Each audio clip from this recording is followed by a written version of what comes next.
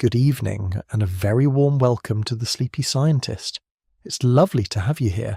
Tonight we're going to explore the invisible universe and discover just how little of the cosmos our eyes are actually able to see.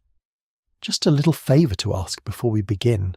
As I'm sure most of you know, there are no ads on these videos, so nothing will distract you tonight. If you have a moment to spare, I'd really appreciate it if you took a look at our ebook over on the Sleepy Scientist website. It takes the ideas from these videos and gives them room on the page, unhurried, laid out with all the space they need to properly settle in the mind.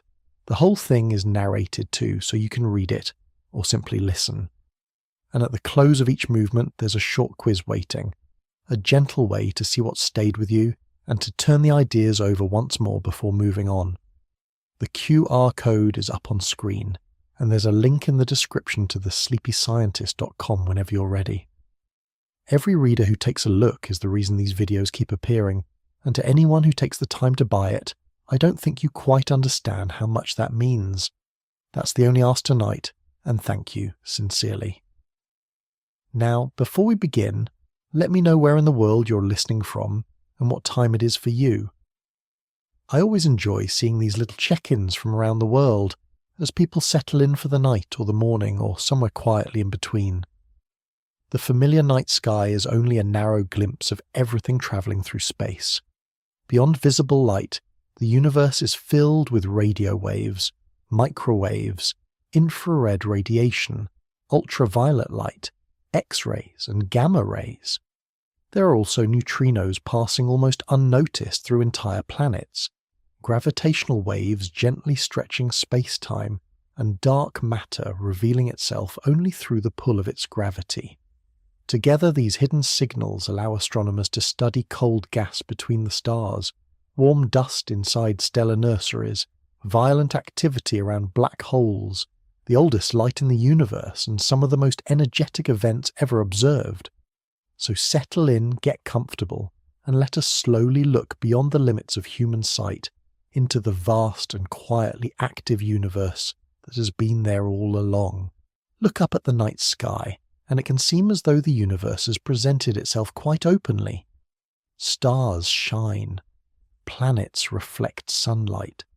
The moon displays its familiar craters and plains. On a clear night, even the pale band of the Milky Way may stretch overhead.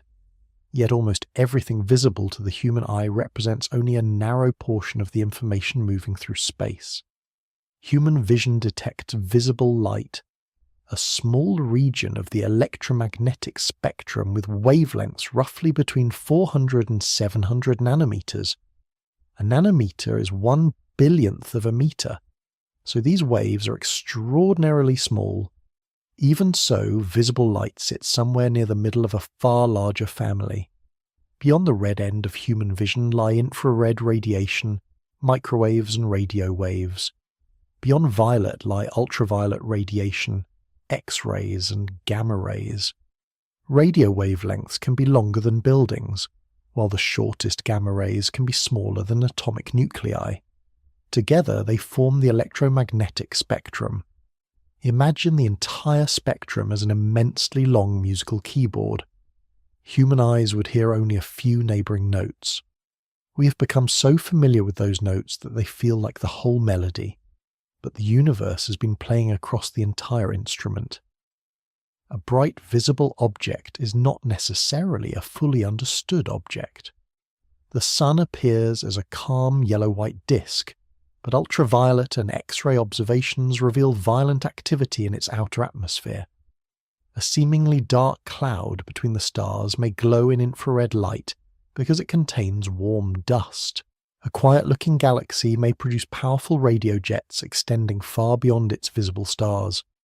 Different wavelengths reveal different physical conditions because radiation is produced and absorbed through different mechanisms. Cold clouds of hydrogen can emit radio waves. Slightly warmer interstellar dust radiates strongly in the infrared.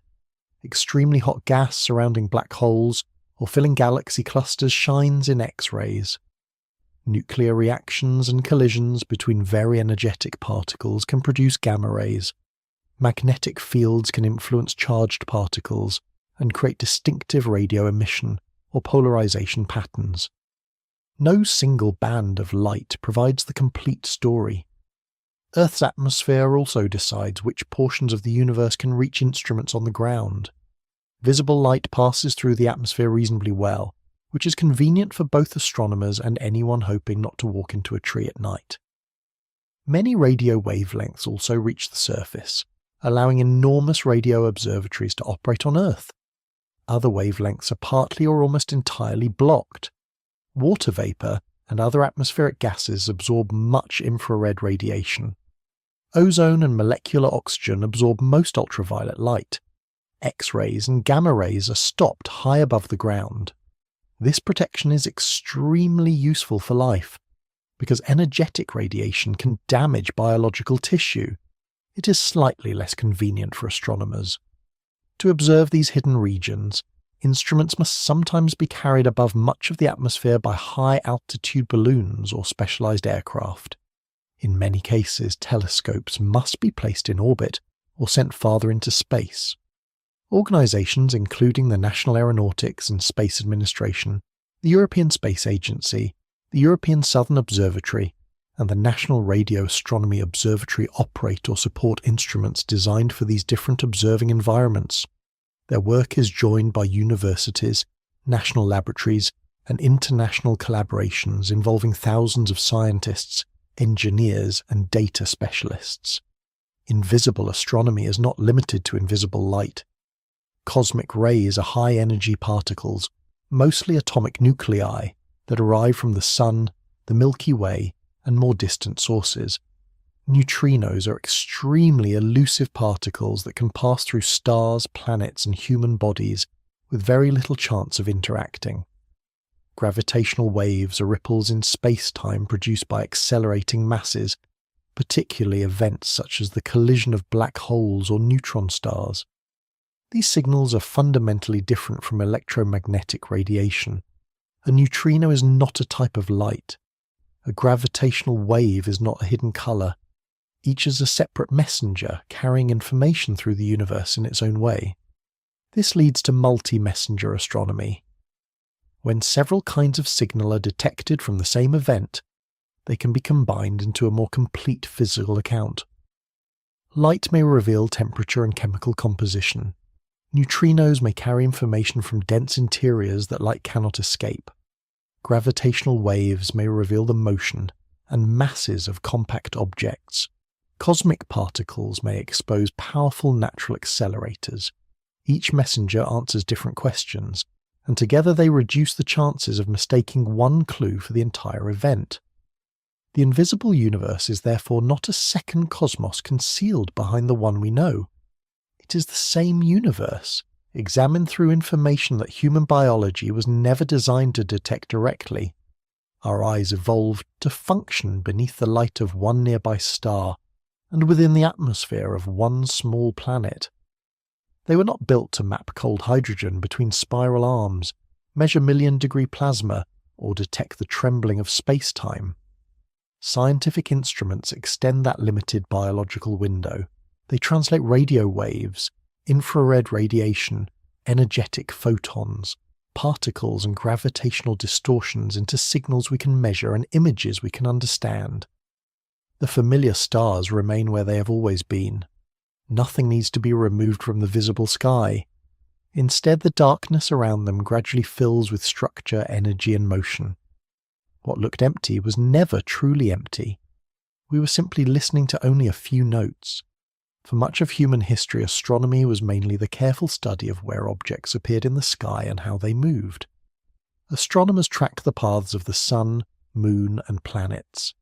They recorded eclipses, measured the positions of stars, and developed increasingly accurate models of celestial motion. These observations were enormously valuable, but they said relatively little about what distant objects were physically made from. A star could be mapped with great precision, while its composition remained almost entirely mysterious. That began to change when light itself became an object of scientific investigation. During the 17th century, Isaac Newton carried out a series of experiments using sunlight and glass prisms. When a narrow beam of white light passed through a prism, It spread into a band of colours running from red through orange, yellow, green and blue to violet. This effect was already familiar, but Newton investigated it more carefully. He showed that the prism was not simply adding colours to white light. The colours were already present within the light and were being separated because each colour was refracted by a slightly different amount. Newton referred to the coloured band as a spectrum. By passing one selected colour through a second prism, he showed that it did not split into a new range of colours. By recombining the separated colours, he could produce white light again. White light was therefore not a simple colourless substance, it was a mixture. The spectrum soon proved to extend beyond the portion visible to human eyes. In 1800, William Herschel investigated the heating effects of different colours in sunlight. He placed thermometers at various positions across a spectrum created by a prism and found that the measured temperature increased towards the red end. Herschel then placed a thermometer just beyond the visible red light, in a region that appeared dark. The temperature rose even higher. Something invisible was carrying energy.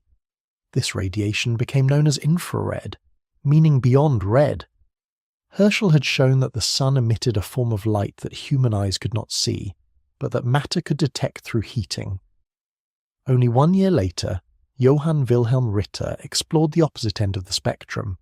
Ritter knew that violet light caused certain chemical reactions more strongly than red light. He exposed silver chloride to different parts of a spectrum and observed how quickly the substance darkened. The reaction became stronger towards the violet end. When Ritter placed silver chloride beyond the visible violet light, it darkened even more rapidly. Another invisible region had been discovered. This radiation was later called ultraviolet, meaning beyond violet. Infrared had revealed itself through heat, while ultraviolet had revealed itself through chemistry. The human eye detected neither, yet both were clearly real. During the 19th century, James Clerk Maxwell brought electricity, magnetism and light into a single theoretical framework. Maxwell's equations showed that changing electric fields produce magnetic fields, and that changing magnetic fields produce electric fields. Together, these linked disturbances could travel through space as waves. The speed predicted for these electromagnetic waves matched the measured speed of light. The conclusion was remarkable. Visible light was an electromagnetic wave. Electricity, magnetism and light were not unrelated subjects, but different expressions of one physical system. Maxwell's theory also predicted electromagnetic waves with wavelengths far beyond those of visible light. In the late 19th century, Heinrich Hertz produced and detected radio waves in the laboratory. He created rapidly changing electrical currents that generated electromagnetic waves, then detected those waves across a short distance using a separate circuit. Hertz confirmed that the waves could be reflected, refracted and made to interfere, much like visible light. Maxwell's invisible waves were no longer only a mathematical prediction. All electromagnetic radiation can be described using wavelength and frequency. Wavelength is the distance between repeating points in a wave. Frequency is the number of wave cycles passing a location during a given time. The relationship can be stated simply. The speed of light equals wavelength multiplied by frequency. Because the speed of light in a vacuum is constant, a longer wavelength corresponds to a lower frequency. A shorter wavelength corresponds to a higher frequency. Later quantum theory added another important connection. Electromagnetic radiation can also be described as particles called photons. Photon energy increases with frequency, so shorter wavelength radiation generally carries more energy per photon. Radio waves have long wavelengths, low frequencies, and relatively low photon energies. Gamma rays occupy the opposite extreme, with very short wavelengths, very high frequencies, and highly energetic photons. The electromagnetic spectrum is continuous. There are no physical walls where radio suddenly becomes microwave, or ultraviolet suddenly becomes X-ray. These names are useful scientific categories, often based on wavelength, energy, detection method, or typical source. They help organize the spectrum, but nature does not pause to consult the labels. Another major transformation came through spectroscopy, the separation and measurement of light according to wavelength. In the early 19th century, Joseph von Fraunhofer examined the solar spectrum in detail and recorded hundreds of narrow dark lines crossing its colours. These became known as Fraunhofer lines. Their meaning was not understood immediately. Several decades later, Gustav Kirchhoff and Robert Bunsen studied the light produced by heated chemical elements. They found that each element created a distinctive pattern of bright spectral lines at particular wavelengths. Kirchhoff recognized that the dark lines in sunlight occurred at the same wavelengths as the bright lines produced by known elements in the laboratory. Atoms in the sun's cooler outer layers were absorbing specific wavelengths from the hotter light beneath them. The solar spectrum therefore contained a chemical fingerprint. For the first time, astronomers could determine what a distant star was made from, without travelling anywhere near it. Spectral lines could also reveal temperature, density, and ionization. Shifts in wavelength could expose motion through the Doppler effect. Splitting or broadening of lines could provide information about magnetic fields, pressure, and rotation. Light had become more than illumination. It was a messenger carrying evidence about matter and energy across enormous distances. Every part of the electromagnetic spectrum carries its own physical clues. Radio waves, infrared radiation, ultraviolet light, X-rays and gamma rays are not merely invisible colours. They reveal different temperatures, particles, environments and mechanisms. The universe had always been sending these messages. Science gradually learned how to separate them, measure them, and begin to understand what they were saying. Radio waves occupy the longest wavelength region commonly used in astronomy. Depending on exactly where the boundaries are drawn, they can range from wavelengths of a few millimeters to many kilometers. That broad range makes radio astronomy less like a single narrow window and more like an entire corridor of different possibilities. Some radio waves reveal cold clouds of gas. Others trace magnetic fields, energetic particles, stellar explosions, or enormous jets launched from the centers of galaxies.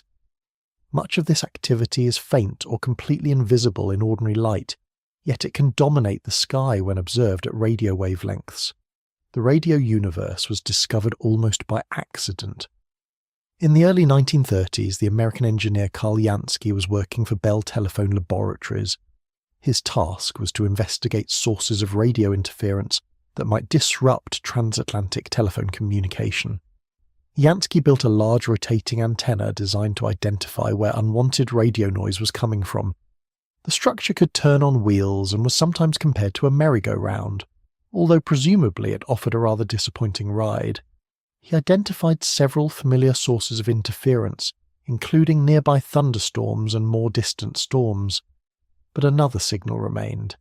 This faint hiss rose and fell with a regular period of approximately 23 hours and 56 minutes. That timing matched a sidereal day, the period of Earth's rotation relative to the distant stars rather than the Sun. Jansky realized that the signal was coming from space. More specifically, it appeared strongest in the direction of the center of the Milky Way, in the constellation Sagittarius. The galaxy was producing radio waves. Jansky had opened an entirely new branch of astronomy, although his discovery did not immediately lead to a large program of professional radio observatories. Much of the early progress came instead from Grote Reber, an amateur radio operator and engineer. In the late 1930s, Reber built a purpose-designed radio telescope in the garden of his home in Illinois. Its parabolic dish was roughly 9 meters across. The dish collected incoming radio waves and focused them onto a receiver, using the same basic geometry that allows an optical telescope mirror to collect visible light. Reber systematically scanned the sky and created one of the first radio maps of the Milky Way. His work confirmed Jansky's discovery and showed that radio emission was distributed across broad regions of the galaxy rather than coming from only one isolated point. Radio telescopes often need to be large because their wavelengths are much longer than visible wavelengths. A telescope's ability to separate fine details is called angular resolution. For a single circular aperture, the resolution depends mainly on the wavelength being observed and the diameter of the telescope. Longer wavelengths produce poorer resolution unless the collecting aperture is made larger. Visible light telescopes can distinguish fine details with mirrors a few meters across because visible wavelengths are extremely short. A radio telescope observing waves measured in centimeters or meters may require a dish tens or hundreds of meters wide to achieve a useful view. Building ever larger dishes eventually becomes difficult. Structures sag under their own weight, winds push against them, and engineering costs become rather enthusiastic. Radio astronomers therefore developed interferometry. In radio interferometry, two or more separated antennas observe the same source at the same time. Their signals are combined with extremely precise timing. Differences in the arrival of the wave at each antenna contain information about the direction and structure of the source. A network of dishes can behave in important respects like a telescope with a diameter comparable to the greatest separation between its antennas. This separation is called the baseline. The Carl G. Jansky Very Large Array in New Mexico uses 27 movable antennas arranged along 3 long arms. By changing the spacing between the dishes, astronomers can adjust the instrument for different combinations of sensitivity and resolution. The Atacama Large Millimeter/Submillimeter Array operates high in the Atacama Desert of northern Chile. It observes relatively short radio wavelengths, close to the boundary between radio and infrared, where cold dust and molecules produce rich astronomical signals. Its high-altitude location reduces interference from water vapor in Earth's atmosphere, which absorbs many millimeter and submillimeter wavelengths. The Square Kilometre Array Observatory is being developed through sites in Australia and South Africa. It is designed to combine enormous numbers of antennas into one of the most sensitive radio facilities ever constructed. An even more extended technique is called very long baseline interferometry. Here, radio telescopes separated by entire continents observe together. Their recordings are synchronized using highly accurate atomic clocks and later combined. The effective aperture can approach the diameter of Earth. On rare occasions, antennas in space have been added, creating baselines even larger than the planet. This technique can achieve astonishingly fine angular resolution, allowing astronomers to examine compact regions near black holes, map distant quasars, and measure the motions of objects across the galaxy. Many of the most dramatic radio sources shine through synchrotron radiation. This occurs when electrically charged particles, usually electrons moving at speeds close to the speed of light, spiral through magnetic fields. As their direction changes, they accelerate and release electromagnetic radiation. Synchrotron emission often covers a broad range of radio frequencies and is naturally polarized. That polarization can help reveal the direction and organization of magnetic fields. Supernova remnants glow strongly through synchrotron radiation because their expanding shock waves accelerate particles and compress surrounding magnetic fields. Radio galaxies and quasars can also be spectacular synchrotron sources. At the center of these systems lies an active galactic nucleus powered by matter, falling towards a supermassive black hole. Some of the surrounding energy is channeled into narrow relativistic jets. These jets can travel thousands or even millions of light years into intergalactic space. They may end in vast radio-emitting lobes that extend far beyond the visible galaxy. The black hole itself is not sending material outward from inside its event horizon. The jets are launched from the hot, magnetized environment outside the horizon, where the accretion disk and rotating magnetic fields redirect part of the infalling energy. Radio astronomy also reveals much colder and quieter material. Neutral hydrogen atoms can produce radiation with a wavelength of approximately 21 centimeters. This emission comes from a subtle change in the relative orientation of the proton and electron spins within the atom. When their magnetic relationship shifts from a slightly higher energy state to a lower energy state, a radio photon is released. An individual hydrogen atom undergoes this transition extremely rarely. Space, however, contains an impressive number of hydrogen atoms, so their combined emission can be readily detected. Visible light from distant parts of the Milky Way is often blocked by interstellar dust. 21 centimetre radio waves pass through much of that dust, allowing astronomers to map neutral hydrogen across the galaxy.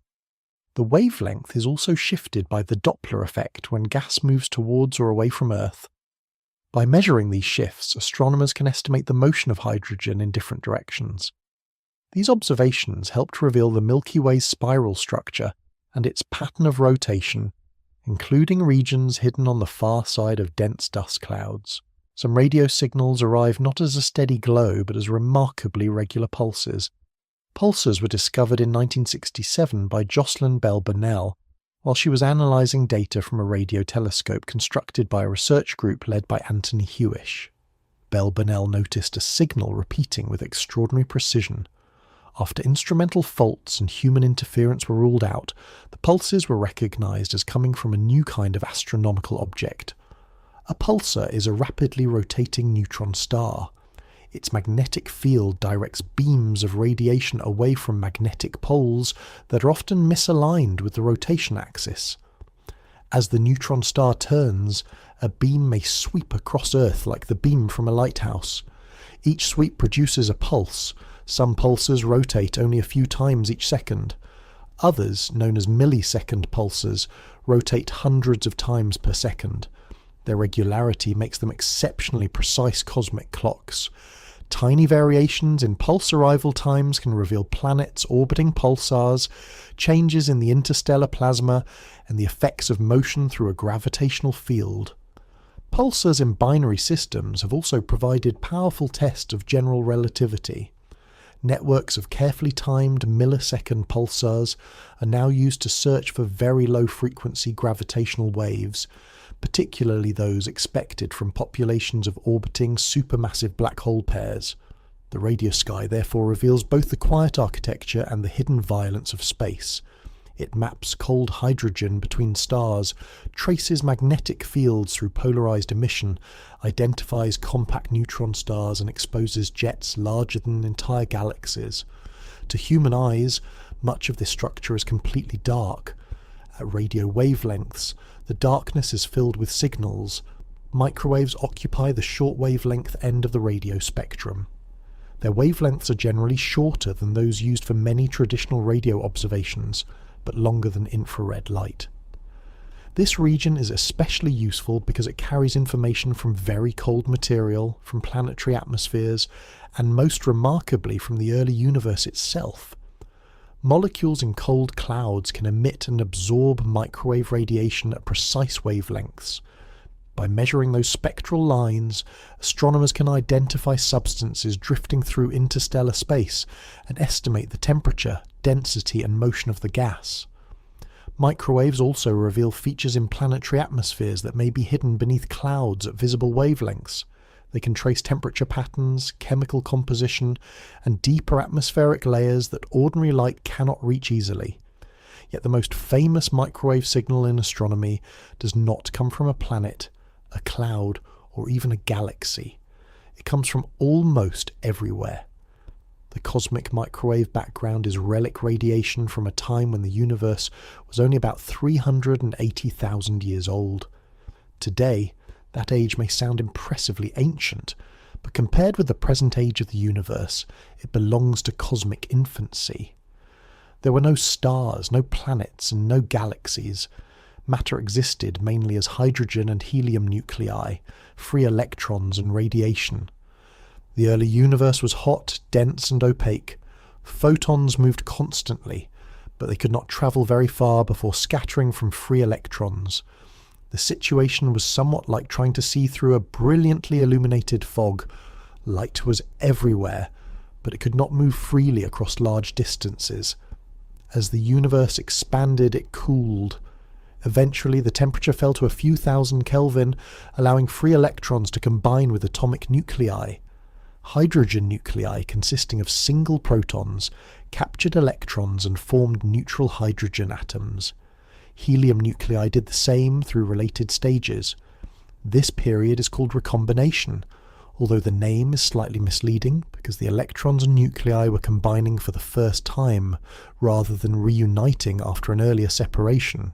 Once most free electrons had been captured into neutral atoms, photons were far less likely to scatter. The cosmic fog cleared. Radiation could then travel enormous distances through space. The light released from that era is still moving through the universe today. However, it no longer has the same wavelength or temperature that it had when it began its journey. Cosmic expansion stretches the wavelengths of travelling radiation. As space expands, the light crossing it is redshifted towards longer wavelengths. Radiation that once had the spectral character of a hot glowing plasma has therefore been stretched into the microwave region. Today, the cosmic microwave background has a temperature of approximately 2.7 Kelvin, only a few degrees above absolute zero. It fills the sky in every direction. The signal was detected unexpectedly in the 1960s by Arno Penzias and Robert Wilson, two researchers working at Bell Telephone Laboratories. They were using a large horn-shaped radio antenna in New Jersey to study microwave signals. Their observations contained a persistent background noise that appeared regardless of where the antenna was pointed. The signal did not behave like interference from a city, a nearby radio source, or a particular region of the Milky Way. It arrived from all directions. Penzias and Wilson carefully investigated possible causes. They checked their equipment, considered atmospheric effects, and removed a layer of material deposited inside the antenna by pigeons. The noise remained. At nearby Princeton University, a group led by Robert Dick was preparing an experiment to search for relic radiation from the early universe. When the two groups learned of each other's work, the explanation became clear. Penzias and Wilson had detected the cosmic microwave background. Their discovery was announced in 1965. The idea that the early universe might leave behind a cooling field of radiation had been explored earlier. George Gamow, Ralph Alpha and Robert Herman were among the scientists associated with theoretical work on the hot early universe and its possible thermal remnant. The historical development was not a single neat prediction, followed by one tidy confirmation. Several researchers contributed ideas, calculations, and later interpretations. As often happens in science, the path looks straighter in a textbook than it did while people were actually walking along it. The discovery of the cosmic microwave background became one of the strongest pieces of evidence for the hot Big Bang model. Later observations measured the signal with far greater precision. The National Aeronautics and Space Administration launched the Cosmic Background Explorer mission in 1989. One of its instruments measured the spectrum of the cosmic microwave background. The result matched an almost perfect blackbody spectrum. A blackbody is an idealized object that absorbs and emits radiation according to its temperature. The shape of the measured spectrum was extraordinarily close to the theoretical form expected for radiation that had once been in thermal equilibrium. This was an important result. It showed that the cosmic microwave background was not simply a collection of unrelated microwave sources. It carried the thermal signature of the early universe. Another instrument aboard the Cosmic Background Explorer detected tiny variations in temperature across the sky. The background was extremely uniform, but not perfectly so. These small differences became known as anisotropies. They were typically only tens to hundreds of millionths of a degree. That is an astonishingly slight contrast. If the average cosmic microwave background temperature were represented by a room temperature surface, the fluctuations would be far smaller than the changes created by a gentle breath. Yet these differences mattered enormously. They represented tiny variations in density in the young universe.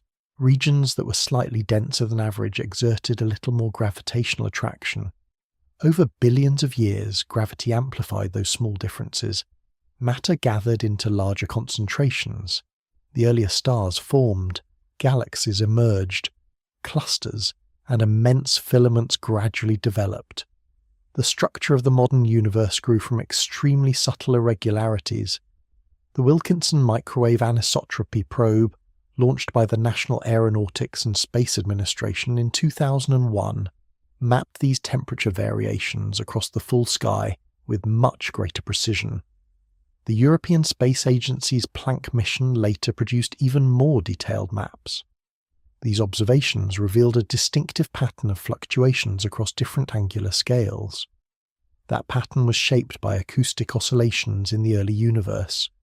Before recombination, ordinary matter and radiation formed a tightly coupled plasma.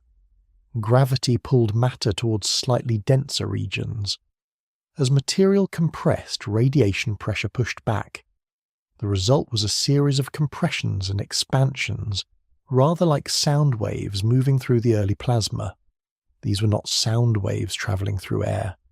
They were pressure waves in a hot mixture of particles and radiation. When recombination occurred, the pattern was effectively frozen into the cosmic microwave background. The measured sizes and strengths of these fluctuations contain information about the contents and geometry of the universe. They help constrain the proportion of ordinary matter, dark matter, and dark energy. They provide evidence that space is very close to geometrically flat on large scales. They also help estimate the age of the universe and the rate at which it has expanded. Within the standard lambda cold dark matter model, the cosmic microwave background acts as one of the most important sources of cosmological evidence. The name refers to a model containing a cosmological constant, represented by the word lambda, and cold dark matter, meaning dark matter that was moving slowly compared with light when cosmic structure began to form. Extracting this information is not simple, because the Milky Way also produces microwave radiation. Warm dust emits at microwave and submillimeter wavelengths. Free electrons create radiation as they are accelerated by nearby ions. Charged particles spiraling through galactic magnetic fields produce synchrotron emission. These foregrounds can be much brighter than the faint cosmological variations underneath them. Astronomers therefore compare observations across many frequencies. Different sources have different spectral signatures, allowing the galactic foregrounds to be modelled and separated from the cosmic signal. It is a delicate process. The oldest light in the universe arrives through a foreground supplied by our own galaxy, which is rather like trying to study a quiet conversation while standing behind a mildly enthusiastic orchestra. The cosmic microwave background is also polarized. Polarization describes the preferred orientation of electromagnetic waves. Scattering in the early universe produced a subtle polarization pattern across the sky. The most clearly measured form is commonly called even pattern polarization. It records information about density variations and the motion of the early plasma. A second form, often called odd pattern polarization, is much harder to detect. Some odd pattern polarization is produced when gravitational lensing bends and distorts the background radiation during its journey through the universe. A primordial version could also have been created by gravitational waves in the extremely early universe, possibly connected with cosmic inflation. Detecting that primordial signal would provide extraordinary evidence about conditions at energies far beyond those accessible in laboratories. The search remains difficult because the expected pattern is faint, and because foreground emission from the Milky Way can imitate or obscure parts of it.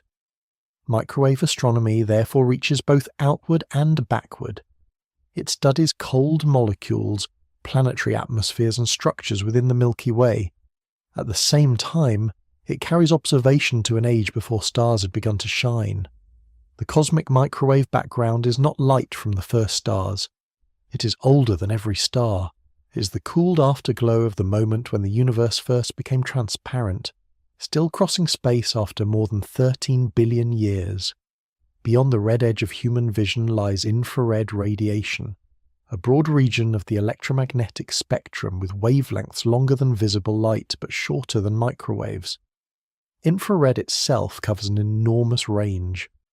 Near-infrared wavelengths sit close to visible red light, while mid-infrared and far-infrared wavelengths extend towards the microwave region. Because of this wide span, infrared astronomy can reveal many different physical processes rather than simply producing one universal view of heat. All matter above absolute zero emits electromagnetic radiation. Absolute zero is the lowest possible temperature, where thermal motion reaches its minimum. Any object warmer than this possesses thermal energy, and releases some of that energy as radiation. The temperature of an object strongly affects the wavelengths at which it emits most intensely. Very hot objects can glow visibly. Cooler objects tend to radiate most strongly at longer wavelengths, often in the infrared. A person, for example, emits infrared radiation because the human body is warm. So does a planet, a cloud of dust, and the telescope attempting to observe them. This does not mean that every infrared image is a simple heat map. Near-infrared telescopes can detect reflected starlight, emission from atoms and molecules, and light from stars whose surfaces are cooler than those shining most strongly at visible wavelengths. At longer infrared wavelengths, thermal emission from warm or cool material becomes increasingly important. The exact meaning of an infrared observation therefore depends on the wavelength being measured and the physical source producing the radiation. Interstellar dust is one of the most important sources in the infrared universe. Dust grains are tiny solid particles made from materials such as silicates, carbon-rich compounds, and frozen substances. They are scattered through the spaces between stars, often mixed with large clouds of gas. These grains absorb visible and ultraviolet radiation from nearby stars. The absorbed energy warms the dust slightly, after which it is re-radiated at longer infrared wavelengths. A cloud that appears completely black in visible light may therefore glow brightly in the infrared. Infrared radiation can also pass through dusty regions more easily than visible light. In general, longer wavelengths are scattered and absorbed less strongly by small dust grains, although the amount of penetration depends on the exact wavelength and composition of the material. This makes infrared astronomy especially useful for studying stellar nurseries. Stars form inside cold, dense molecular clouds where gas and dust collapse under gravity. The youngest stars are often wrapped in thick cocoons that hide them from visible telescopes. The Orion molecular cloud is one of the nearest and most extensively studied regions of active star formation. Visible images reveal bright glowing gas and dark lanes of dust, but infrared observations uncover many young stars buried inside the cloud. They also reveal disks of material surrounding newborn stars, jets driven outward from young stellar systems, and knots of gas heated by shocks. Infrared astronomy can therefore look into regions where stars are still assembling, long before their surroundings have cleared enough for visible light to escape freely. The history of infrared astronomy begins with William Herschel, who discovered infrared radiation in 1800 by measuring a heating effect beyond the red end of the visible spectrum. That discovery should not be confused with the Herschel Space Observatory, a much later mission named in his honour. The Herschel Space Observatory was operated by the European Space Agency and launched in 2009. It observed far infrared and sub-millimeter wavelengths, studying cold dust, star-forming clouds, distant galaxies, and the chemical composition of space. Several other observatories helped transform infrared astronomy. The Infrared Astronomical Satellite, launched in 1983, carried out the first infrared survey of nearly the entire sky from space. It discovered large numbers of previously unknown infrared sources and revealed widespread dust emission across the Milky Way. The Spitzer Space Telescope, launched by the National Aeronautics and Space Administration in 2003, studied everything from nearby asteroids to distant galaxies. Its instruments examined cool stars, dusty stellar nurseries, protoplanetary disks, and the infrared glow of galaxies billions of light-years away. Infrared observatories often need to be cooled. A warm telescope emits infrared radiation of its own. If that radiation reaches the detectors, the observatory can partly obscure the faint cosmic signals it is trying to measure. It is rather like attempting to listen for a whisper while the microphone is quietly humming to itself. Some instruments use cryogenic cooling systems. Others rely on passive cooling by placing the telescope behind a sun shield and allowing heat to radiate away into space. The James Webb Space Telescope uses both careful engineering and its location to remain cold. Its primary mirror is made from 18 hexagonal segments that operate together as one large reflecting surface. The mirror spans roughly 6.5 meters and is coated with a thin layer of gold, which reflects infrared radiation efficiently. A large multi-layer sun shield separates the telescope from the Sun, Earth and Moon. This allows the mirrors and instruments on the cold side to remain at very low temperatures. The observatory operates near the second Sun-Earth Lagrange point, roughly 1.5 million kilometers from Earth. At this location, the telescope travels around the Sun while remaining broadly aligned with Earth. The Sun, Earth and Moon stay on the same side of the sun shield, helping maintain a stable thermal environment. Near-infrared and mid-infrared observations allow the James Webb Space Telescope and other facilities to study a remarkable range of objects. Cool stars emit a larger share of their energy in the infrared than hotter stars do. Brown dwarfs, which are less massive than true stars and cannot sustain ordinary hydrogen fusion in their cores, can also be easier to detect at infrared wavelengths. Protoplanetary disks glow as their dust absorbs energy from young stars. Their infrared spectra can reveal dust temperatures, grain properties, and molecular ingredients involved in planet formation. Infrared observations are also useful for examining exoplanet atmospheres. When a planet passes in front of its star, some starlight may filter through the planet's atmosphere before reaching a telescope.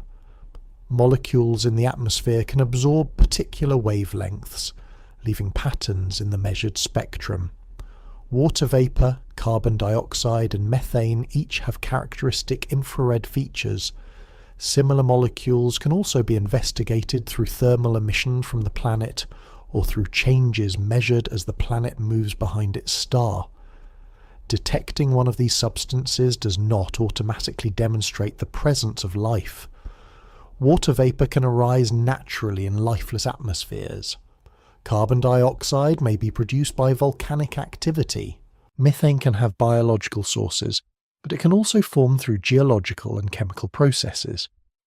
A possible biological interpretation must be tested against the planet's temperature, atmospheric pressure, geology, radiation environment, and the behaviour of its host star.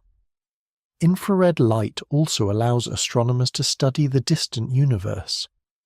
As the universe expands, travelling light is stretched to longer wavelengths. This process is called cosmological redshift.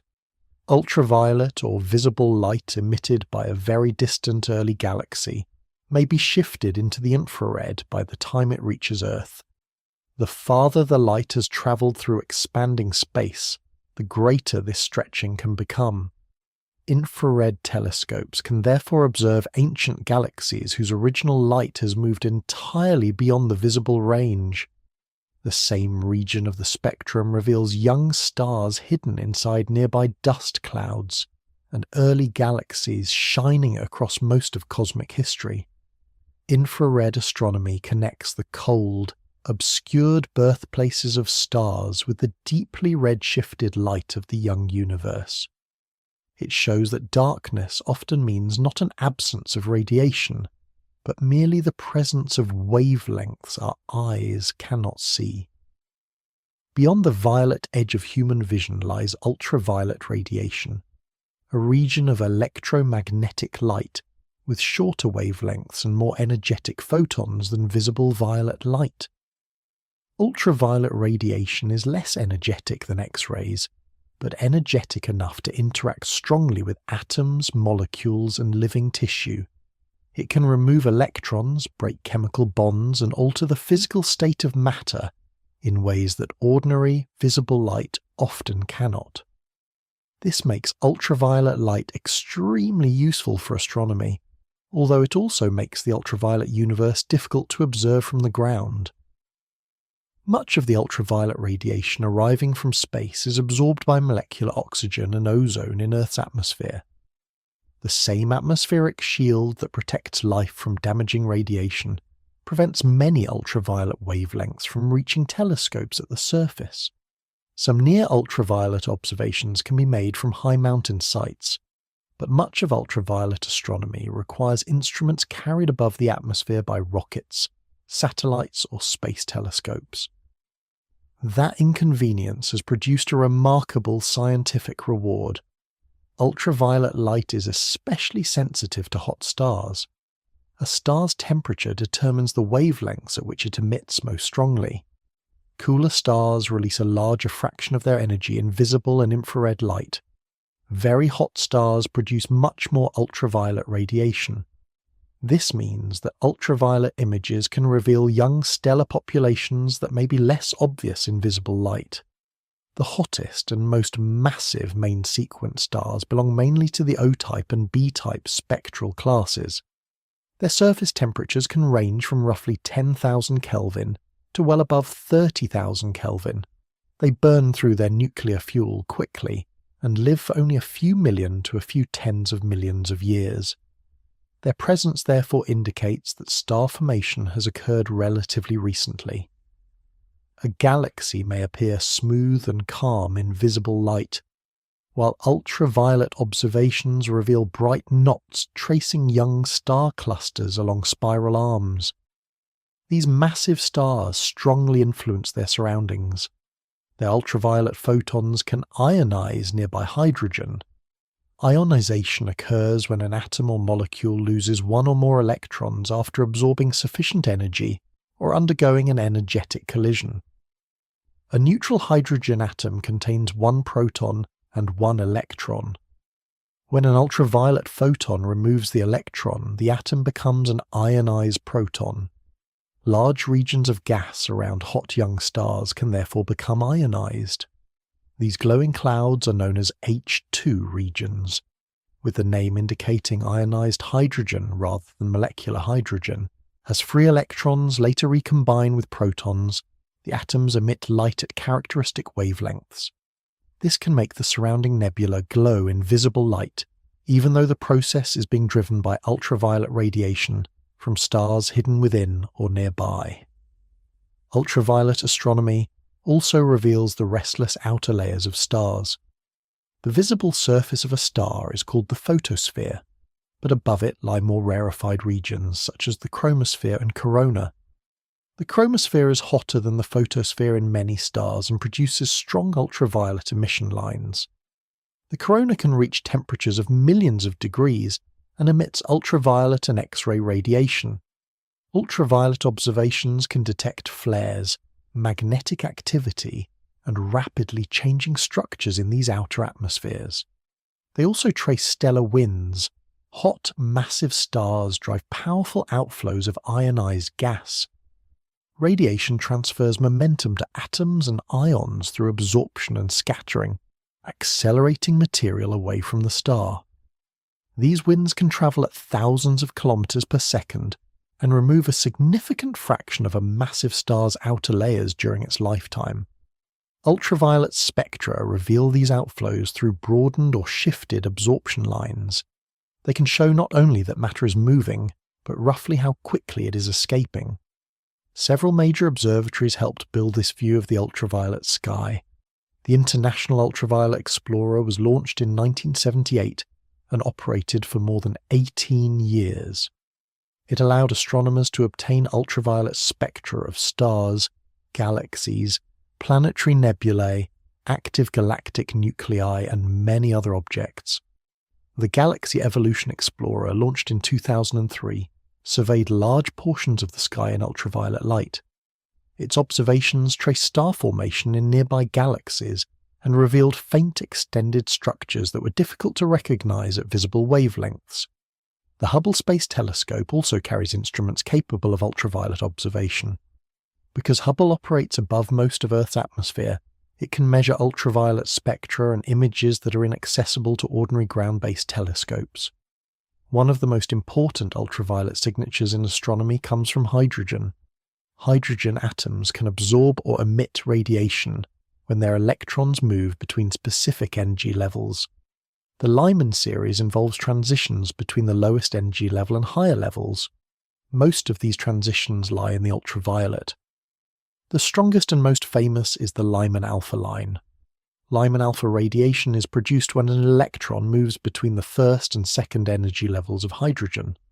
It is a powerful tracer of ionized and neutral gas, star-forming regions, and the material between galaxies. However, Lyman alpha photons do not travel through hydrogen gas in a simple straight path. Because hydrogen absorbs them so readily, they may be scattered many times before escaping. Dust can also absorb them during this complicated journey. Their strength and shape therefore carry information about gas motion, density, geometry, and dust content. Ultraviolet spectra of distant quasars provide an even broader view of hydrogen. A quasar is an extremely luminous active galactic nucleus, powered by matter falling towards a supermassive black hole. As ultraviolet light from a distant quasar travels towards Earth, it passes through clouds of hydrogen distributed across intergalactic space. Each cloud absorbs Lyman alpha radiation at a particular wavelength. Because the universe is expanding, clouds at different distances have different cosmological redshifts. The result is a series of absorption lines spread across the quasar's spectrum. This pattern is called the Lyman alpha forest. Each line marks hydrogen encountered at a different point along the light's journey. The forest allows astronomers to study faint gas that would otherwise be nearly impossible to detect. It reveals how ordinary matter is distributed between galaxies and how that distribution changes across cosmic time. Ultraviolet observations also expose compact and energetic stellar systems. White dwarfs are the dense remnants left behind by stars like the Sun. Young white dwarfs can have very hot surfaces and emit strongly in ultraviolet light. In binary systems, a white dwarf, neutron star, or black hole may draw matter from a companion star. The incoming gas often forms an accretion disk. Friction, turbulence, and compression heat the disk, with the hottest regions emitting ultraviolet radiation or X-rays. Ultraviolet spectra can reveal the temperature and motion of this material, along with winds flowing away from the disk. The same techniques help trace the chemical development of galaxies. Carbon, oxygen, nitrogen, and other elements produce absorption and emission lines in ultraviolet spectra, often in several different ionization states. These lines reveal how stars have gradually enriched galaxies with elements forged through nuclear fusion and stellar explosions. Different ionization states also indicate the temperature and radiation environment of the gas.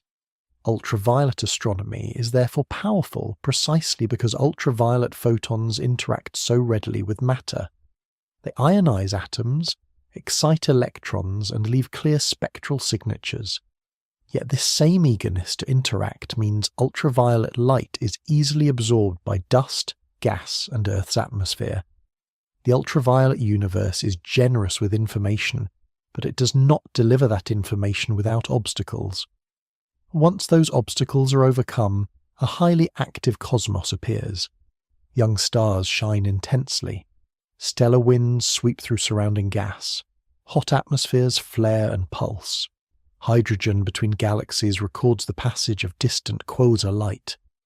Ultraviolet astronomy reveals a universe shaped by heat, ionization, rapid change, and the brief, brilliant lives of massive stars. Beyond ultraviolet light lies the X-ray region of the electromagnetic spectrum, where photons carry far more energy and wavelengths become extremely short. X-rays generally occupy the range between ultraviolet radiation and gamma rays. The boundary is not perfectly fixed. In some scientific contexts, the distinction is based less on wavelength and more on how the radiation was produced. X-rays are often associated with energetic electrons, hot gas, and atomic processes, while gamma rays are often linked with nuclear reactions or the most extreme particle interactions. Nature, as usual, is not especially concerned with keeping the labels tidy. Almost all astronomical X-rays are absorbed by Earth's atmosphere. This protects living organisms from a continuous high-energy bombardment, but it also means that X-ray astronomy cannot normally be carried out from the ground. Early observations relied on instruments carried briefly above the atmosphere by rockets. In 1962, a rocket-borne experiment led to the discovery of a powerful X-ray source in the constellation Scorpius. The object became known as Scorpius X-1. Riccardo Giacconi was among the scientists involved in the discovery. Scorpius X-1 was much brighter in X-rays than the Sun appeared at those wavelengths, revealing that the universe contained powerful high-energy sources that ordinary telescopes had completely missed. X-rays usually come from extreme physical conditions. Gas heated to millions of degrees can radiate strongly in X-rays. Charged particles moving through powerful magnetic fields can produce high-energy emission. Matter falling towards neutron stars or black holes can also become hot enough to shine across the X-ray sky. One important process is Bremsstrahlung, a German term meaning breaking radiation. Bremsstrahlung occurs when a charged particle, usually an electron, passes near an atomic nucleus. The electric field of the nucleus changes the electron's direction and speed. Because an accelerating charged particle emits radiation, this deflection produces photons. In extremely hot plasma, electrons move rapidly and repeatedly pass near ions. Their combined Bremsstrahlung emission can create a broad X-ray spectrum. Hot plasma also produces distinct spectral lines. At temperatures of millions of degrees, atoms may lose many of their electrons and become highly ionized. The remaining electrons can move between allowed energy levels, producing X-ray photons at precise wavelengths. These lines reveal which elements are present and how strongly ionized they have become. Their shapes and positions can also provide information about temperature, density, and motion. If a line is shifted towards longer or shorter wavelengths, the emitting material may be moving away from or towards the observer. If it is broadened, the gas may be turbulent, rapidly rotating or spread across a range of temperatures. Several space observatories transformed X-ray astronomy. The Einstein Observatory, launched in the late 1970s, produced some of the first detailed X-ray images using focusing optics. The Röntgen satellite, launched in 1990, carried out an important survey of the X-ray sky and discovered large numbers of previously unknown sources. The Chandra X-ray Observatory, launched by the National Aeronautics and Space Administration in 1999, brought exceptionally sharp imaging to the field. The European Space Agency's X-ray multi-mirror mission, Newton combined strong collecting power with X-ray spectroscopy. The joint Japanese and American X-ray imaging and spectroscopy mission was designed to study hot plasma with highly precise measurements of X-ray energies. Many of the brightest X-ray sources involve compact objects. A neutron star is the collapsed core left behind after certain massive stars explode. A black hole is a region where gravity has become so strong that an event horizon prevents light from escaping. When gas falls towards one of these objects, it usually does not drop straight inward. Its angular momentum causes it to form a rotating accretion disk. Within the disk, friction, magnetic turbulence and collisions redistribute angular momentum. Some material gradually spirals inward, losing gravitational energy. That energy is converted into heat. Near a neutron star or black hole, the inner accretion disk can reach temperatures of millions of degrees and emit intensely in X-rays. An X-ray binary contains a compact object orbiting an ordinary companion star. The neutron star or black hole may capture gas from the companion stellar wind. In closer systems, the companion can expand until material begins to cross a gravitational boundary called the Röchloeb. This process is known as Röchloeb overflow. The transferred gas forms an accretion disk around the compact object, creating X-ray emission that can change dramatically over time. Rapid variability provides an important clue to the size of the emitting region. A source cannot normally brighten or fade coherently faster than light can travel across it. If the X-ray output changes over a fraction of a second, the source must be extremely compact. This light crossing argument helps show that the radiation is coming from a region only hundreds or thousands of kilometers across, rather than from an entire galaxy. Neutron stars can produce especially regular patterns. Many possess magnetic fields strong enough to guide in falling gas towards their magnetic poles. Matter striking these small regions becomes extremely hot and releases X-rays. If the magnetic axis is tilted relative to the rotation axis, the X-ray beams sweep across space as the neutron star turns. An observer detects a repeating pulse each time a beam crosses Earth. Some neutron stars possess even stronger magnetic fields and are known as magnetas. A magneta's magnetic field can be trillions of times stronger than Earth's field. Sudden rearrangements of that field or fractures in the neutron star's rigid outer crust can release bursts of X-rays and gamma rays. Rare giant flares can briefly become among the brightest high-energy events visible from within the Milky Way or nearby galaxies. X-rays also reveal structures far larger than individual stars. Galaxy clusters contain enormous amounts of thin gas spread between their member galaxies. This intra-cluster medium is extremely sparse by ordinary standards, but it can reach temperatures of tens of millions of degrees. At those temperatures, the gas emits X-rays through bremsstrahlung and atomic line emission. Because galaxy clusters contain such vast volumes of plasma, their combined X-ray glow can be extremely bright.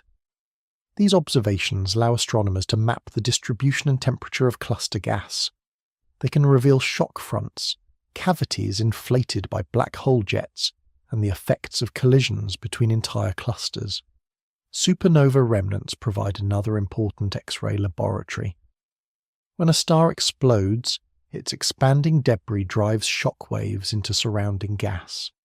The shocked material can be heated to millions of degrees. X-ray images trace the shape of these shocks and reveal newly formed elements such as oxygen, silicon, sulfur, and iron. They also show where particles are being accelerated to very high energies, sometimes producing synchrotron X-rays near the outer edges of the remnant. The X-ray sky is therefore a map of cosmic extremity.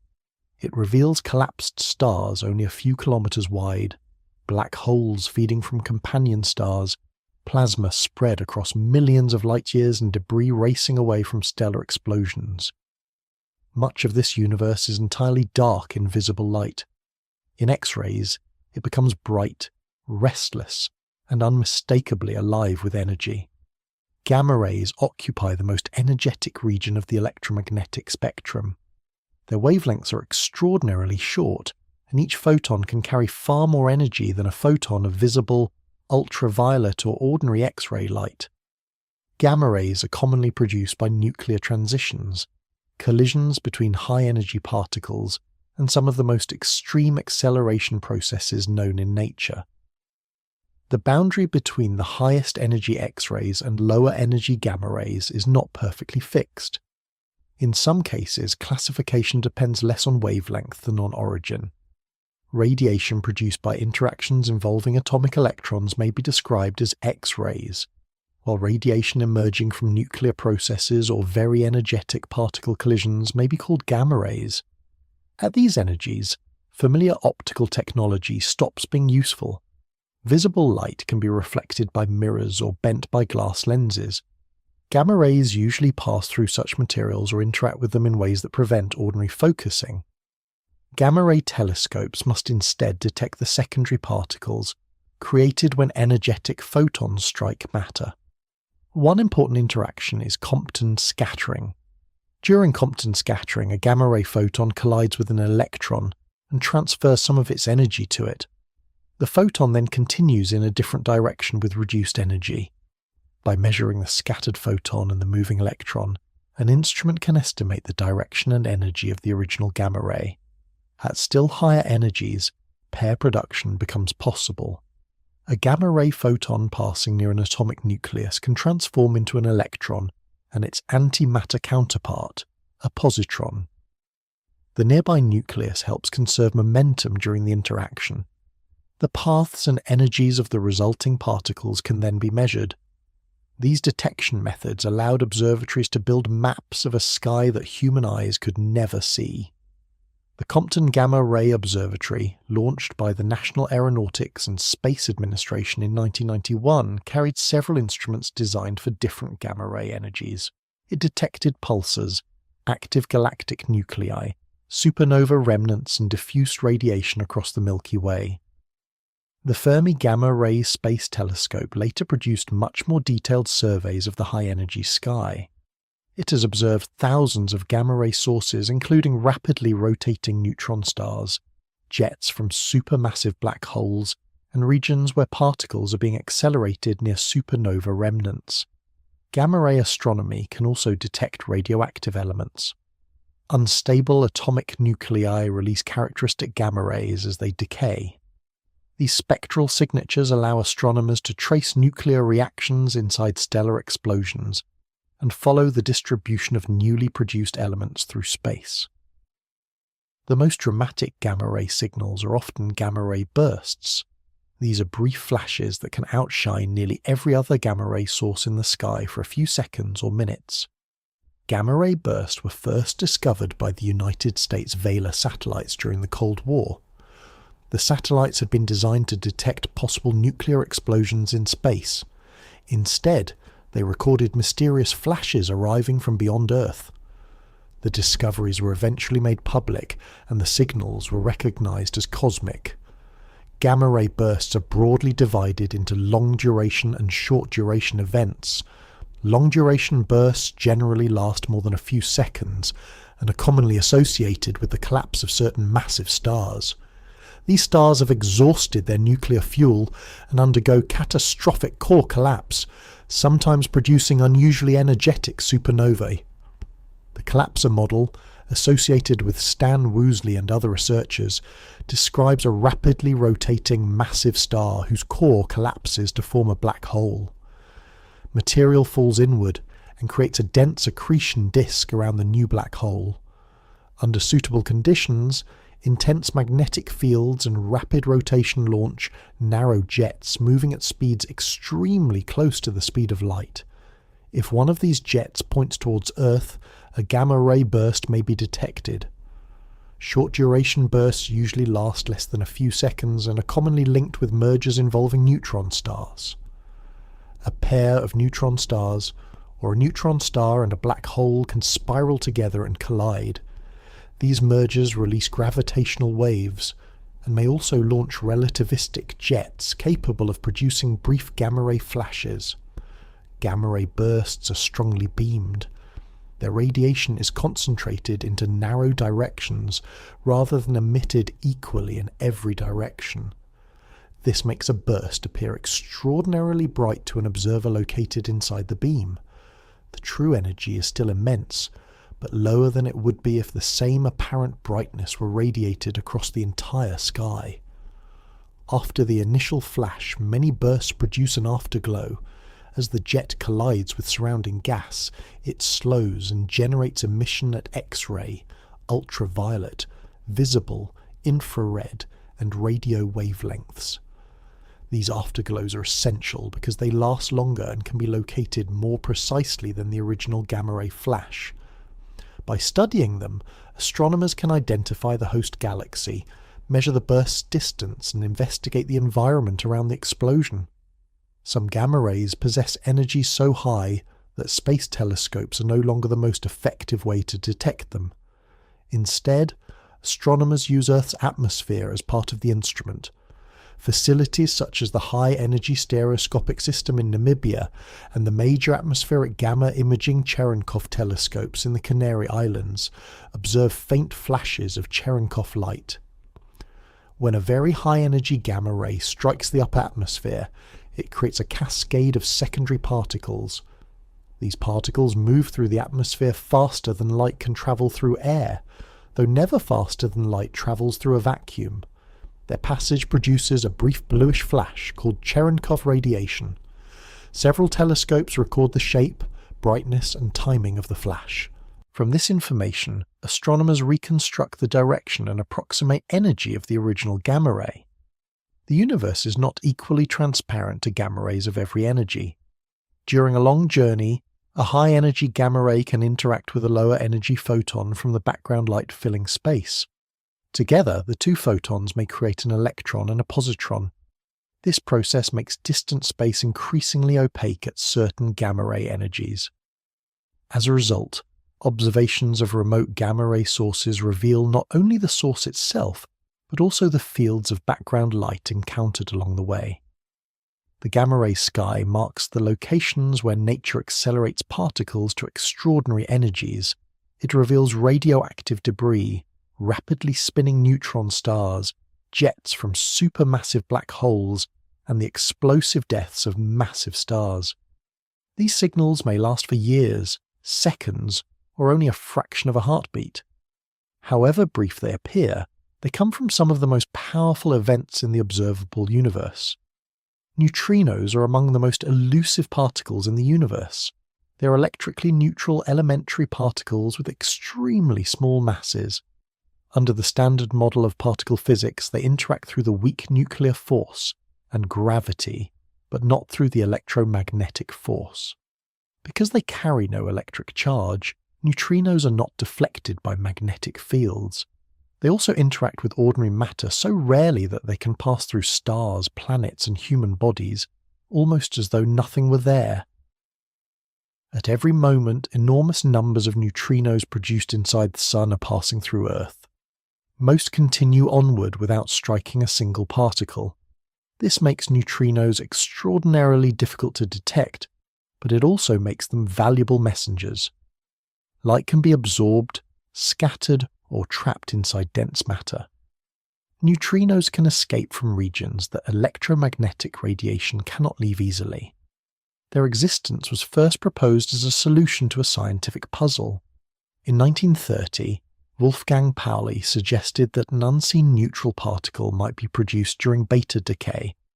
Beta decay is a nuclear process in which a neutron can transform into a proton while releasing an electron and another particle. Early measurements appeared to show that some energy and momentum were missing. Rather than abandon the conservation of energy, Pauli proposed that an undetected particle was carrying the missing quantities away. Enrico Fermi later developed a mathematical theory of beta decay and gave the particle its familiar name, neutrino, meaning little neutral one. For several decades, the neutrino remained a theoretical idea. In the 1950s, Clyde Cowan and Frederick Reines designed an experiment near a nuclear reactor where vast numbers of antineutrinos were being produced. They placed a detector close enough to the reactor to observe a rare interaction involving an antineutrino and a proton. The resulting particles created a distinctive sequence of signals. Although almost every antineutrino passed through the apparatus unnoticed, enough interactions occurred to confirm that the particle was real. The Sun produces neutrinos through nuclear fusion in its core. Deep inside the Sun, hydrogen nuclei are gradually converted into helium. This releases energy and produces electron neutrinos. Photons created in the solar core cannot escape directly. They are repeatedly absorbed and scattered, taking a very long time to work their way towards the surface. Neutrinos behave differently. Once produced, most leave the Sun almost immediately and travel through hundreds of thousands of kilometers of solar material with barely any interference. They provide a direct messenger from the hidden center of the Sun. Raymond Davis Jr. attempted to detect these solar neutrinos using the Homestake experiment, located deep underground in a former gold mine in South Dakota. The detector contained a large tank filled with a chlorine-based cleaning fluid. On rare occasions, an electron neutrino interacted with a chlorine atom and transformed it into radioactive argon. The number of argon atoms was extraordinarily small and had to be extracted carefully. The experiment detected solar neutrinos, but only about 1/3 of the number predicted by standard solar models. This became known as the solar neutrino problem. Either the models of the Sun were wrong, the experiments were missing something, or neutrinos were behaving in an unexpected way. Further evidence came from detectors in Japan. Masatoshi Koshiba and the Kamiokande collaboration used a large tank of ultra-pure water surrounded by sensitive photodetectors. When a neutrino interacted with a particle in the water, it could produce a fast-moving charged particle. That particle created a faint flash of Cherenkov light. Cherenkov light appears when a charged particle moves through a material faster than light can travel through that material, though never faster than light moves through a vacuum. Kamiokande was followed by the much larger Super Kamiokande detector. In Canada, the Sudbury Neutrino Observatory used heavy water, allowing it to detect electron neutrinos and also measure the total number of several neutrino types arriving from the Sun. The results showed that the missing neutrinos had not disappeared. They had changed identity. Neutrinos occur in three forms known as electron, muon, and tau flavors. The idea that neutrinos might transform between flavors was developed theoretically by Bruno Ponte-Corvo and other researchers. This process is called neutrino oscillation. A neutrino produced as an electron neutrino can later be detected as a muon neutrino or a tau neutrino. The Homestake experiment was mainly sensitive to electron neutrinos, so it appeared to find too few. The Sudbury Neutrino Observatory showed that when all accessible flavors were considered, the total agreed much more closely with predictions from solar models. Neutrino oscillation requires neutrinos to have non-zero mass. That was a major discovery because the simplest original form of the Standard Model treated neutrinos as massless particles. Their masses are extremely small, but their existence shows that the Standard Model is incomplete and must be extended. Neutrino detectors must be enormous because interactions are so rare. They often contain vast quantities of water, heavy water, ice, or another transparent material. Thousands of photodetectors search for tiny flashes of light produced when an occasional neutrino finally collides with matter. The IceCube Neutrino Observatory uses a cubic kilometre of Antarctic ice near the South Pole. Long strings of photodetectors are embedded deep beneath the surface, where the ice is clear and naturally shielded from much surface radiation. IceCube detects the faint Cherenkov light produced by charged particles created during neutrino interactions. Some of the most important neutrinos ever observed arrived from supernova 1987A. This stellar explosion occurred in the Large Magellanic Cloud, a nearby satellite galaxy of the Milky Way. Several detectors recorded a small burst of neutrinos shortly before visible light from the explosion reached Earth. The neutrinos escaped rapidly from the collapsing stellar core, while the visible light had to wait until the explosion's shock wave reached the outer layers of the star. These detections provided direct evidence about the core collapse process and confirmed that enormous quantities of energy are carried away by neutrinos. A nearby future supernova could produce a much larger neutrino signal. Detectors might provide an early warning before the explosion becomes visible, giving telescopes time to point towards the correct region of the sky. The neutrinos could reveal the behavior of matter inside the collapsing core, where temperatures and densities become extreme and ordinary light remains trapped. High-energy cosmic neutrinos may also reveal powerful accelerators beyond the Milky Way. Possible sources include blazars, where a jet from a supermassive black hole points towards Earth, and tidal disruption events, where a star is torn apart by a black hole. These associations remain an active area of research, and individual detections must be interpreted carefully. Neutrinos are difficult messengers because they almost never interact. Yet that same quality allows them to pass through the densest regions of the universe and carry information outward. They give astronomy a way to look inside stars, collapsing cores, and distant high-energy environments that light alone cannot fully reveal. Gravitational waves are ripples in the structure of space-time itself. They are not electromagnetic radiation. They do not consist of photons, and they do not travel through space-time in quite the same way as radio waves, visible light, or gamma rays. Instead, a gravitational wave is a moving distortion of space-time, produced when massive objects accelerate in an uneven or asymmetrical way. Albert Einstein predicted gravitational waves in 1916 as a consequence of general relativity. General relativity describes gravity not as an ordinary force pulling across empty space, but as the curvature of space-time created by mass and energy. Objects move through this curved geometry, following the straightest paths available to them.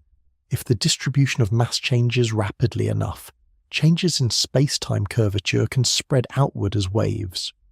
Not every movement of matter produces detectable gravitational radiation. A perfectly spherical object expanding and contracting in complete symmetry would not radiate gravitational waves.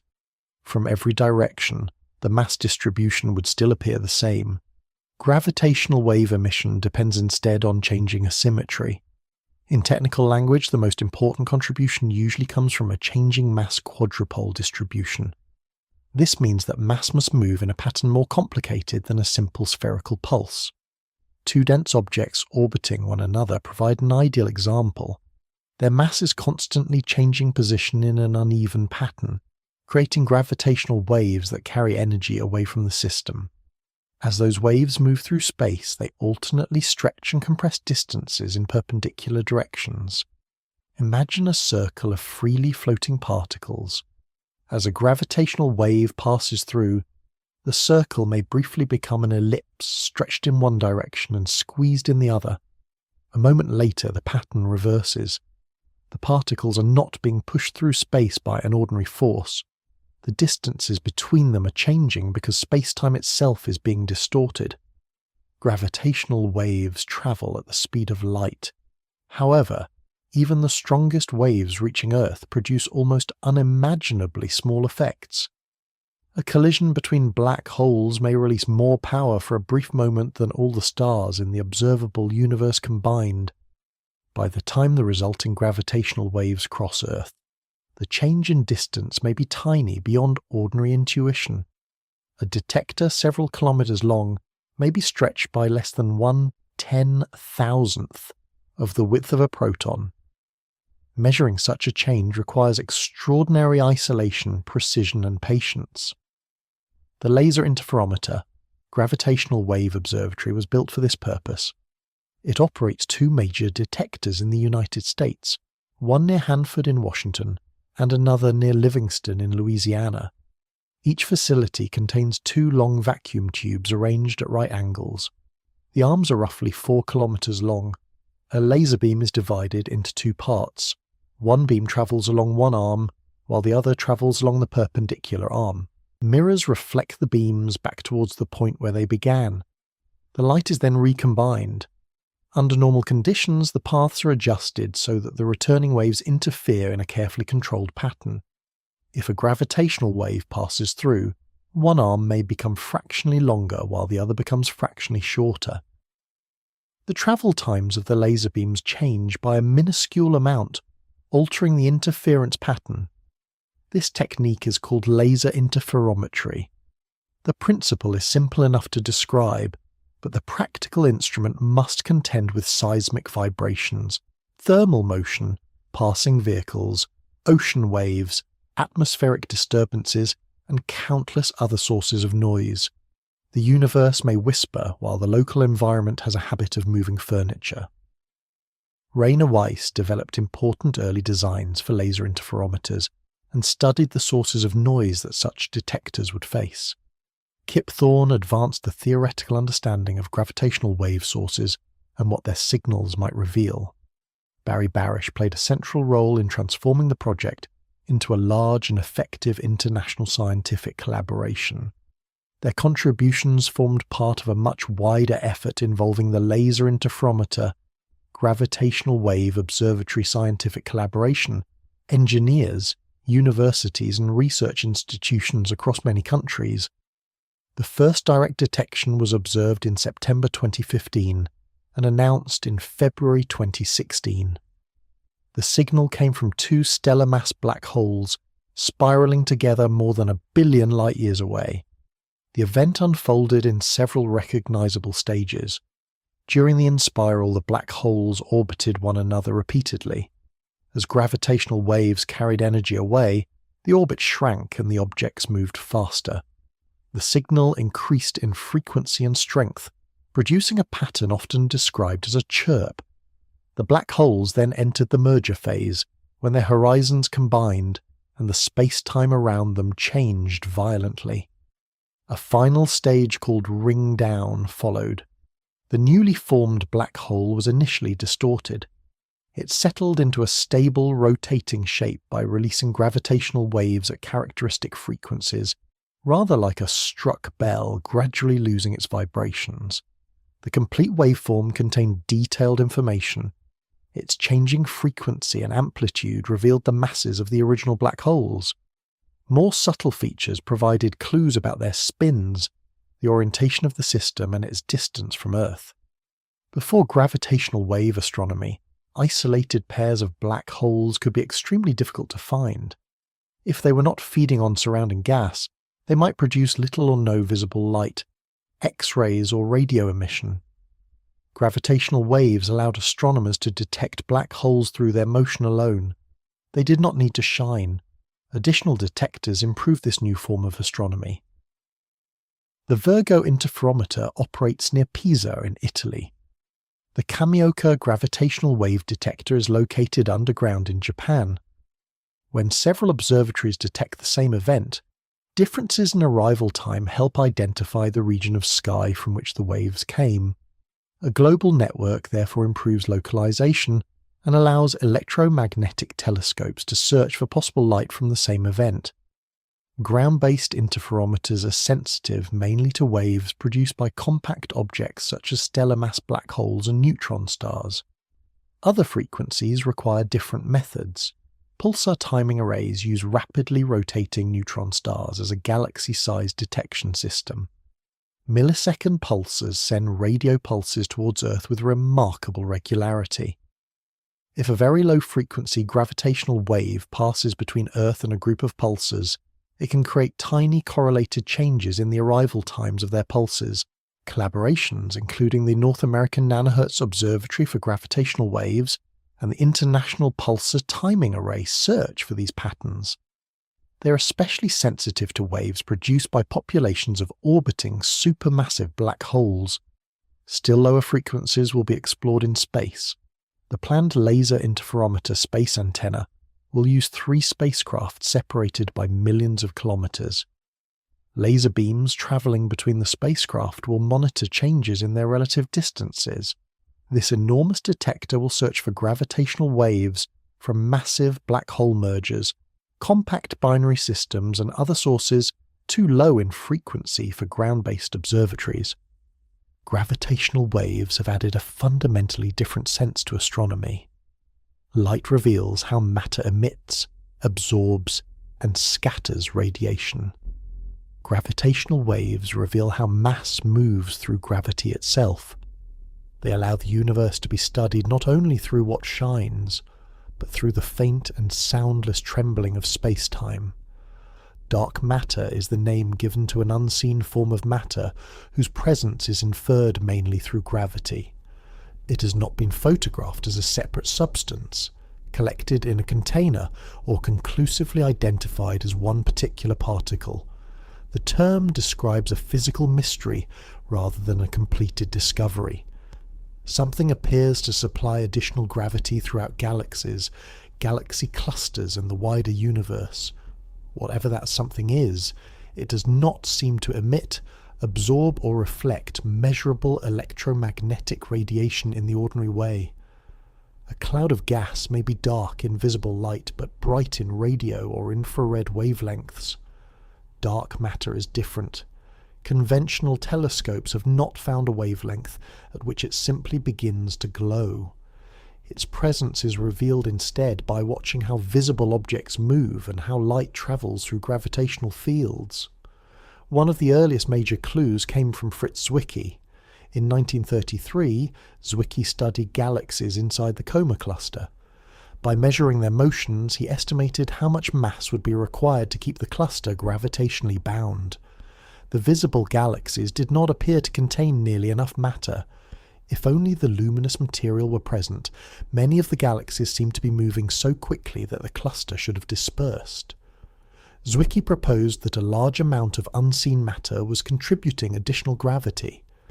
He referred to it using a German phrase meaning dark matter. The idea attracted more attention several decades later through studies of galaxy rotation.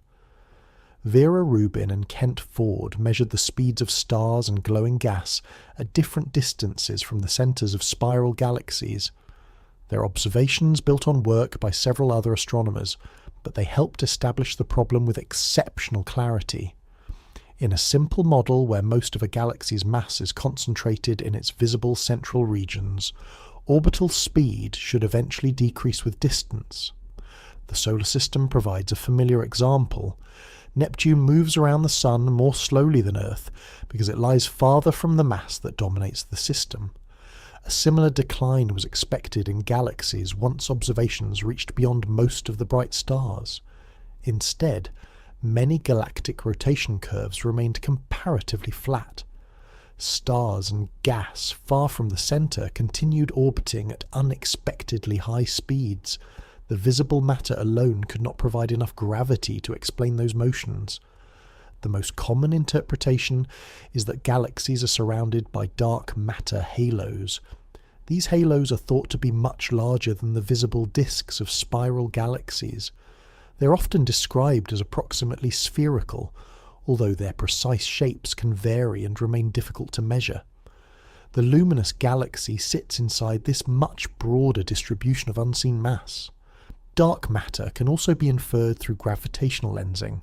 According to Albert Einstein's general theory of relativity, mass curves space-time. Light travelling through that curved geometry follows a deflected path. A massive foreground object can therefore bend light from something more distant. Strong gravitational lensing occurs when the alignment and mass are sufficient to create clearly distorted arcs, multiple images, or sometimes an almost complete ring around the foreground object. By measuring those distortions, astronomers can estimate the total mass responsible, whether that mass shines or not. Weak gravitational lensing produces much subtler changes. Individual background galaxies may be stretched only slightly, but the average distortion across large numbers of galaxies reveals the distribution of mass over broad regions of the sky. Gravitational microlensing occurs when a compact foreground object passes close to the line of sight towards a more distant star. The foreground object temporarily magnifies the background light. Unlike strong lensing, microlensing may not produce separately resolved images. It appears instead as a characteristic brightening and fading. These methods allow gravity to act as a kind of indirect camera. One particularly important example is the bullet cluster, a system created by the collision of two galaxy clusters. Most ordinary matter in a galaxy cluster exists not in the galaxies themselves, but in hot gas between them. During the collision, that gas interacted, slowed and became concentrated in a central region. X-ray observations reveal where much of this hot ordinary matter is located. The galaxies pass through one another more freely. Gravitational lensing showed that much of the system's total mass was centered closer to the galaxies than to the slowed X-ray gas. This separation suggests the presence of a large mass component that interacts weakly with ordinary matter and with itself, apart from gravity. The bullet cluster is therefore strong evidence for something behaving like dark matter. It does not, however, reveal what dark matter is made from. Cosmological observations provide another line of evidence. Measurements of the cosmic microwave background, the growth of galaxies and the large-scale distribution of matter indicate that ordinary baryonic matter forms only a minority of the universe's total matter. Baryonic matter includes atoms and the particles that make up familiar objects, stars, planets, gas, dust and people, listening patiently to descriptions of invisible substances. Within the standard lambda cold dark matter cosmological model, most matter is non-baryonic dark matter. It appears to have played a central role in cosmic structure formation. Dark matter began gathering under gravity in the early universe. Ordinary gas then fell into these gravitational wells, eventually forming stars and galaxies. Without dark matter, the structures observed today would have been much harder to assemble within the available cosmic time. Many possible dark matter particles have been proposed. Weakly interacting massive particles were long considered leading candidates. They would possess mass and interact only weakly with ordinary particles, making them difficult but perhaps not impossible to detect. Axions are hypothetical particles originally proposed in connection with a problem in the theory of the strong nuclear force. Certain axion models could also provide the required dark matter. Sterile neutrinos are another possibility. Unlike the 3 known neutrino flavors, they would not participate in ordinary weak force interactions, although they might mix slightly with familiar neutrinos. None of these candidates has been confirmed as the dominant dark matter particle. Scientists search through several experimental approaches. Underground direct detection experiments use carefully shielded detectors to search for rare collisions between dark matter particles and atomic nuclei. They are placed deep beneath rock to reduce interference from cosmic rays and other background radiation. Collider experiments at the European Organization for Nuclear Research attempt to create new particles in high-energy collisions. A dark matter particle would not be detected directly inside the apparatus. Its presence might instead be inferred from missing energy and momentum, provided the signal could be distinguished from known processes. Indirect searches look for photons, neutrinos, or other particles that might be produced if dark matter particles annihilate or decay. So far, no result has provided universally accepted proof. There are also alternatives to particle dark matter. Mordechai Milgram introduced modified Newtonian dynamics, which proposes that the behavior of gravity or motion changes at extremely low accelerations. This approach can reproduce some galactic rotation patterns with notable success. However, modified gravity theories face the broader challenge of explaining galaxy clusters, gravitational lensing, the cosmic microwave background, and the growth of large-scale structure at the same time. Dark matter models also face unresolved questions, particularly on the smaller scales of individual galaxies. The scientific debate is therefore not simply between an established substance and an obviously incorrect alternative. It is a continuing attempt to find one framework that explains all the evidence consistently. Dark matter is invisible not because astronomers have failed to build a sufficiently powerful ordinary telescope. Its known behavior appears to be dominated by gravity rather than light. We cannot yet say what it is. We can say where its gravity acts, how strongly it influences motion, and how deeply it has shaped the visible universe. Dark energy is the name given to whatever is causing the expansion of the universe to accelerate. The name sounds reassuringly definite, but the underlying physics remains uncertain. Dark energy is not a substance that has been collected, photographed, or identified in a laboratory. It is the label attached to an observed behavior of the universe that current cosmology must explain. Cosmic expansion is sometimes imagined as an explosion, throwing galaxies outward into pre-existing empty space. That picture is misleading. The universe is not expanding from one central point into a larger surrounding emptiness. Instead, on sufficiently large scales, the distances between unbound regions increase because the scale of space itself changes over time. Galaxies held together by gravity do not expand internally in the same way. Neither do stars, planets, or people. Local forces easily overcome the tiny effect of cosmic expansion across such small distances. Across millions and billions of light years, however, the changing scale of space becomes measurable. The modern understanding of expansion developed through both theory and observation. Georges Lemaire used Albert Einstein's general theory of relativity to describe a universe that could evolve rather than remain permanently static. He connected this changing geometry with the observed recession of distant galaxies. Edwin Hubble later published measurements showing that more distant galaxies generally appeared to recede more quickly. The recession was inferred through cosmological redshift, in which light travelling through expanding space is stretched towards longer wavelengths. For much of the 20th century, astronomers expected gravity to slow the expansion. The major question seemed to be whether the expansion would continue forever, or eventually reverse. The answer changed in the late 1990s through observations of distant stellar explosions. Type 1. A supernovae occur in systems involving white dwarfs. Their peak brightness is not perfectly identical, but relationships between the shape of their light curves and their intrinsic luminosity allow them to be standardized. A light curve records how an object brightens and fades over time. Once the intrinsic luminosity of a Type 1a supernova has been estimated, astronomers can compare it with the apparent brightness seen from Earth. This provides a measure of distance. The Supernova Cosmology Project, led by Saul Perlmutter and the High Z Supernova Search Team, associated with Brian Schmidt and Adam Riess, studied supernovae at great cosmological distances. Their results indicated that the distant explosions were dimmer than expected in a universe whose expansion had been steadily slowing. The simplest interpretation was surprising. The expansion had been slower in the past than it is today. In other words, cosmic expansion was accelerating. This discovery did not reveal the cause directly. It revealed an effect that required an explanation. The mathematically simplest possibility is Albert Einstein's cosmological constant. Einstein originally introduced this term into the equations of general relativity while attempting to describe a static universe. Once cosmic expansion became accepted, the term was often regarded as unnecessary. It later returned in a very different role.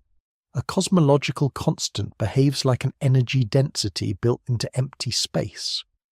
As space expands, the density remains approximately constant. This leads to a peculiar consequence. The amount of ordinary matter in a fixed expanding region becomes more diluted as the volume grows. A cosmological constant does not dilute in the same way. Its influence, therefore, becomes increasingly important as the universe expands.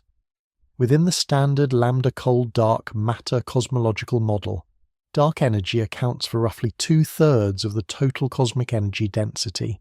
The exact value depends on the data sets, assumptions, and cosmological model being used. But the broad conclusion is that dark energy dominates the present large-scale energy budget. Cosmologists often describe dark energy using an equation of state parameter. This relates pressure to energy density. Ordinary matter has familiar forms of pressure. Gas pressure, for example, comes from particles colliding and transferring momentum. Dark energy behaves differently. A cosmological constant has negative pressure in the equations of general relativity. This does not mean that empty space feels like a household vacuum pulling inward. Negative pressure contributes to gravity in a way that can drive accelerated expansion. General relativity allows pressure, as well as mass and energy density, to influence the curvature of space-time. Under the appropriate conditions, sufficiently negative pressure produces large-scale gravitational repulsion. The cosmological constant is not the only possibility.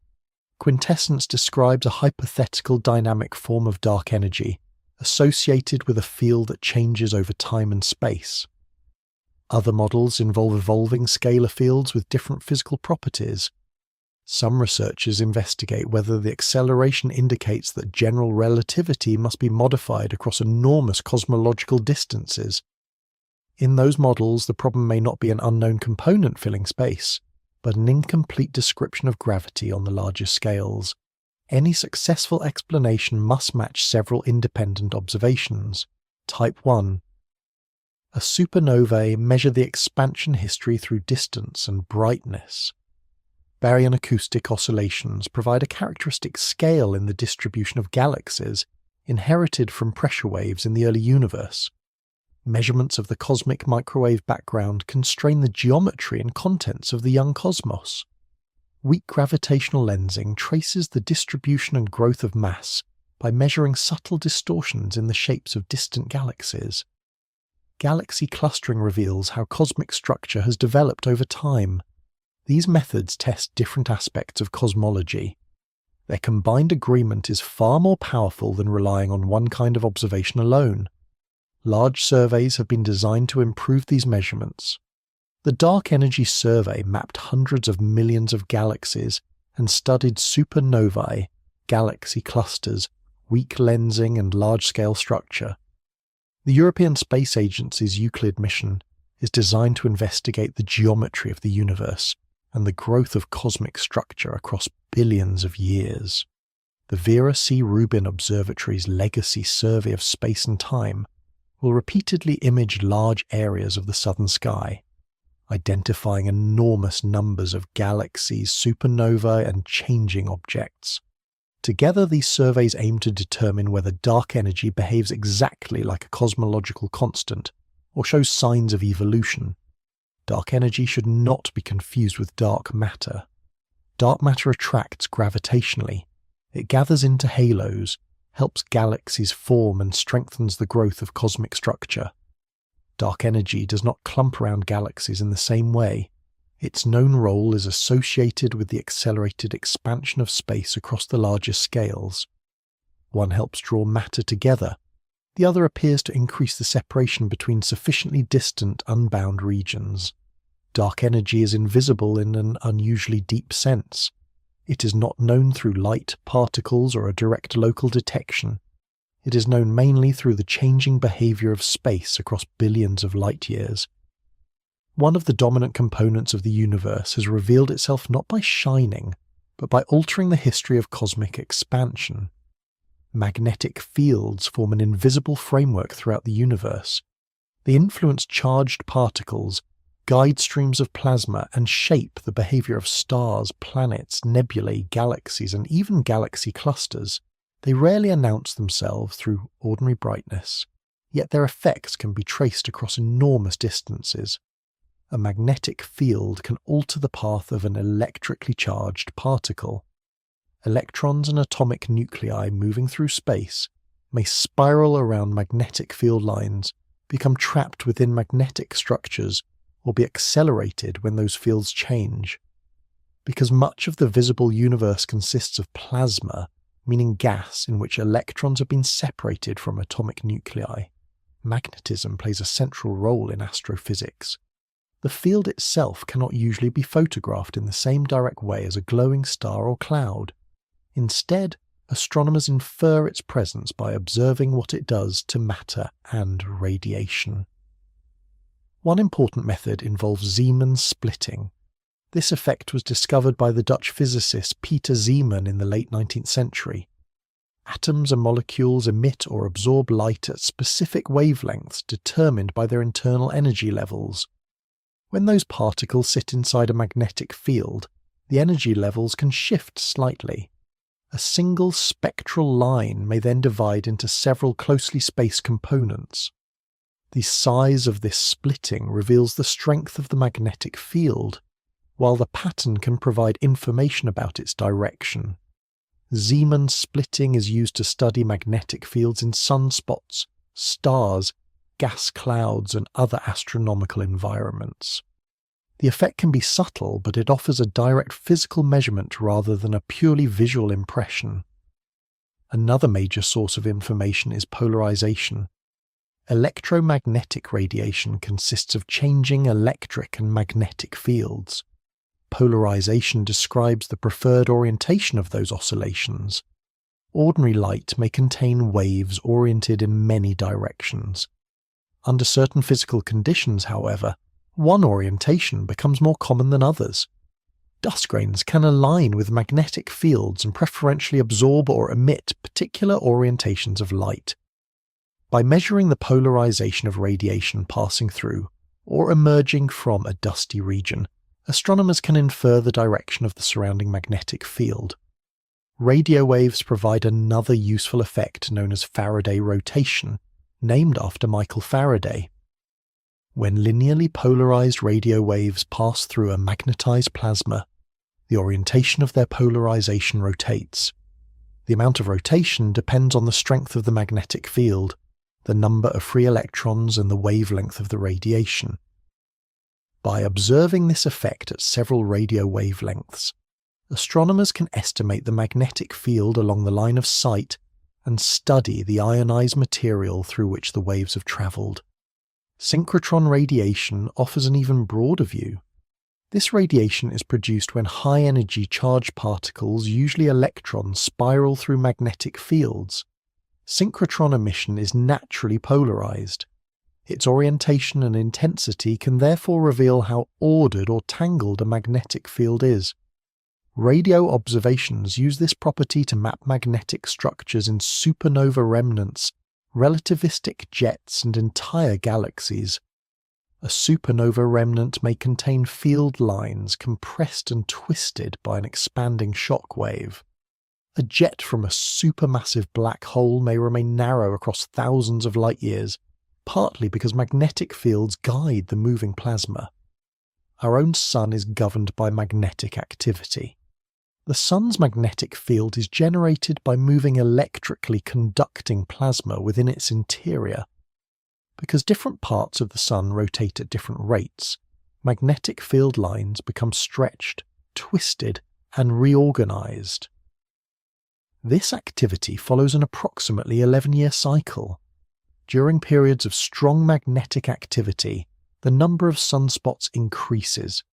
Sunspots appear darker because concentrated magnetic fields suppress some of the hot rising plasma beneath them, making those regions cooler than their surroundings. Magnetic energy can also be released suddenly.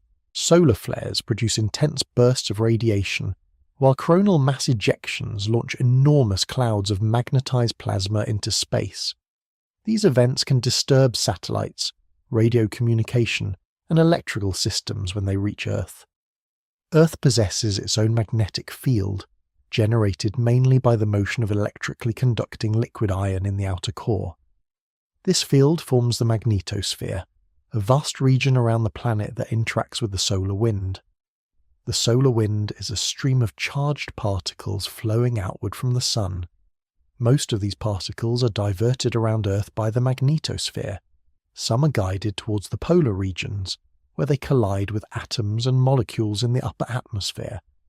Those collisions produce the aurora borealis and aurora australis. The resulting curtains of green, red, and violet light are visible evidence of an otherwise invisible magnetic structure extending far beyond the atmosphere. The Milky Way also contains a large-scale magnetic field. It runs through the galactic disk and interacts with gas, dust, and cosmic rays. Superimposed upon it are smaller turbulent fields produced by stellar winds, supernova explosions, and the chaotic motion of interstellar plasma. Faraday rotation, polarized dust emission, and synchrotron radiation all help map this complicated magnetic environment. Magnetic fields also influence the birth of stars.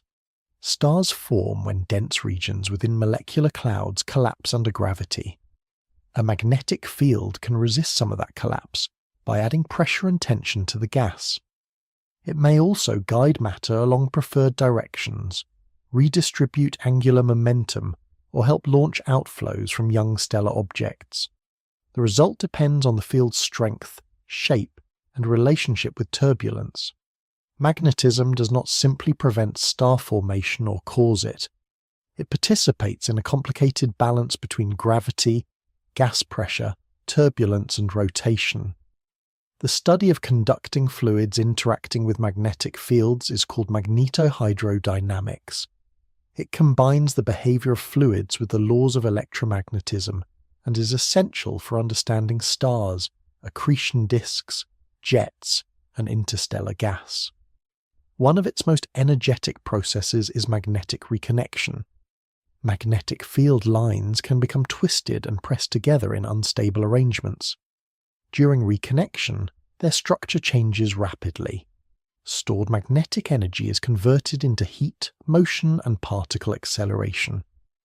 This process helps power solar flares, disturbances in Earth's magnetosphere, and energetic activity in many astrophysical plasmas. The ultimate origin of cosmic magnetic fields remains uncertain. Weak primordial seed fields may have formed in the early universe. Later, the motion of conducting plasma could have amplified them through dynamo processes inside stars and galaxies. A dynamo converts the kinetic energy of moving fluid into magnetic energy, allowing initially weak fields to grow stronger and become more organized. Exactly how the first fields formed and how quickly they spread through young galaxies and the wider cosmos is still under investigation. Magnetic fields are therefore an invisible organizing influence. They shape glowing matter without needing to glow themselves. By tracing split spectral lines, rotated polarization and spiraling particles, astronomy reveals a hidden structure woven through the luminous universe. A black hole is invisible in a very precise sense. Under classical general relativity, no ordinary light can escape from inside its event horizon. An isolated black hole surrounded by complete darkness would therefore emit no visible signal from within that boundary. Yet black holes are not beyond observation. Astronomers find them by studying what happens around them. Gravity alters the motion of nearby stars. Falling gas becomes hot and produces radiation. Merging black holes create gravitational waves. Their concentrated mass bends the light of more distant objects. A black hole may not shine, but the universe responds to its presence in ways that can be measured. The event horizon is the defining boundary. It is not a solid surface. It is a causal boundary in space-time. Once matter or light crosses it, no path leads back to the external universe, at least according to the classical description provided by general relativity. To a distant observer, the event horizon marks the region beyond which information can no longer return. This does not mean that a black hole pulls in everything around it like an enormous vacuum cleaner. At a reasonable distance, its gravity behaves like the gravity of any other object with the same mass. If the Sun were somehow replaced by a black hole of exactly one solar mass, Earth would continue orbiting in almost the same way. The planet would become extremely cold, which would be a fairly significant inconvenience, but it would not immediately spiral inward. Objects fall into black holes when their paths carry them too close, or when they lose enough orbital energy and angular momentum. Many stellar mass black holes are discovered in binary systems. A visible star may orbit an unseen companion. By measuring the star's speed and orbital period, astronomers can estimate the mass of the hidden object. If the unseen companion is too massive to be a neutron star and emits little or no ordinary starlight, it becomes a strong black hole candidate. The system may also produce X-rays if gas flows from the visible star towards the compact object. Gas rarely falls straight inward. It usually carries angular momentum, meaning it has rotational motion around the black hole. This causes the material to form an accretion disk. The gas in the disk orbits at different speeds depending on its distance from the center. Inner material moves faster than outer material. Magnetic fields and turbulence create stresses between neighboring regions, allowing angular momentum to move outward.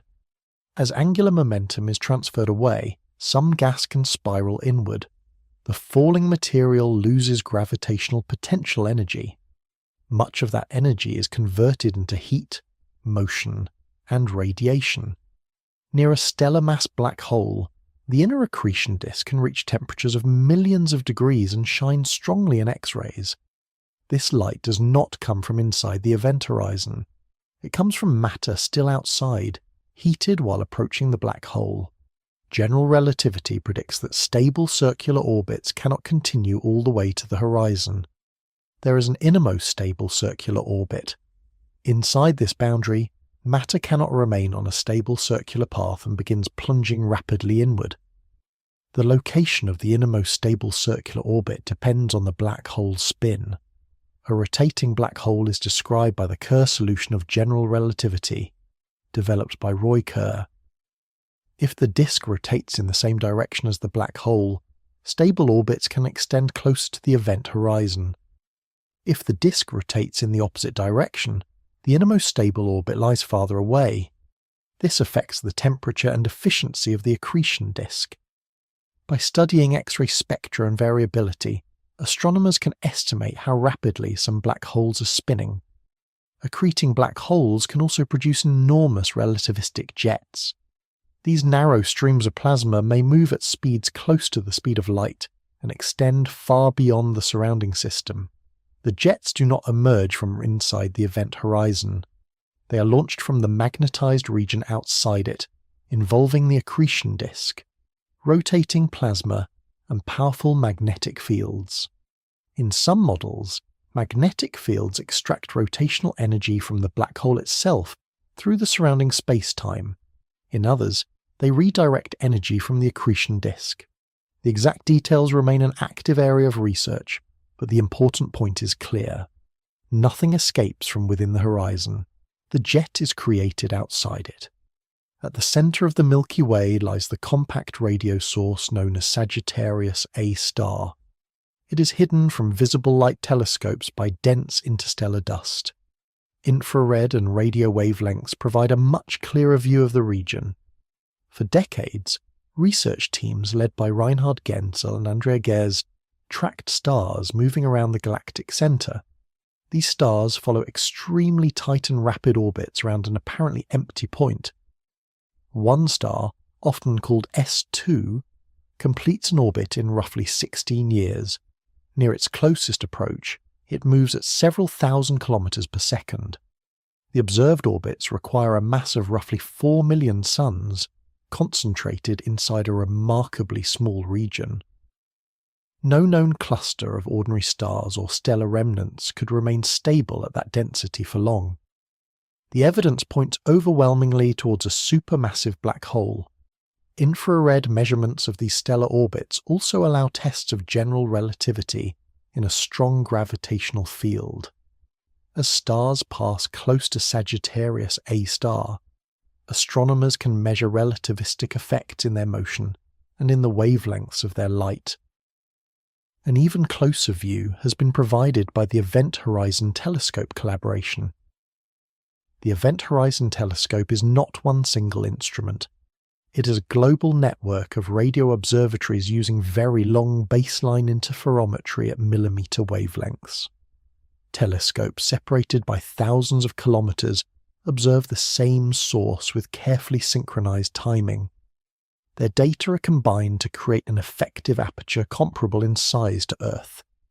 This provides the angular resolution needed to study structures on scales similar to the event horizons of nearby supermassive black holes.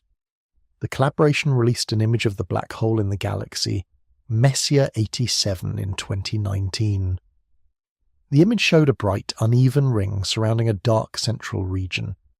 In 2022, the collaboration released a corresponding image of Sagittarius A star. These images are often described as photographs of black holes, but that phrase needs careful interpretation. The Event Horizon Telescope did not photograph the event horizon as though it were a solid dark surface. It reconstructed millimeter wave emission from hot plasma moving through strongly curved space-time around the black hole. Gravity bends the paths of photons, causing light from different parts of the plasma to wrap around the central region. The dark area is associated with a black hole shadow. The shadow is larger than the event horizon itself, because light near the black hole can be captured or deflected away from the observer. The surrounding ring is produced by radiation from hot plasma, strongly distorted and magnified by gravity. Messier 87 star and Sagittarius. A star differ greatly. The black hole in Messier 87 has a mass of several billion suns, while Sagittarius A star has only a few million solar masses. Because the smaller system changes much more quickly, reconstructing its image was especially difficult. The plasma around Sagittarius A star could vary during the observations, rather like trying to photograph a restless subject while building the camera at the same time. Black holes can also be detected without light. Gravitational wave observatories measure the ripples in space-time produced when two black holes spiral together and merge. The changing waveform reveals their masses and spins.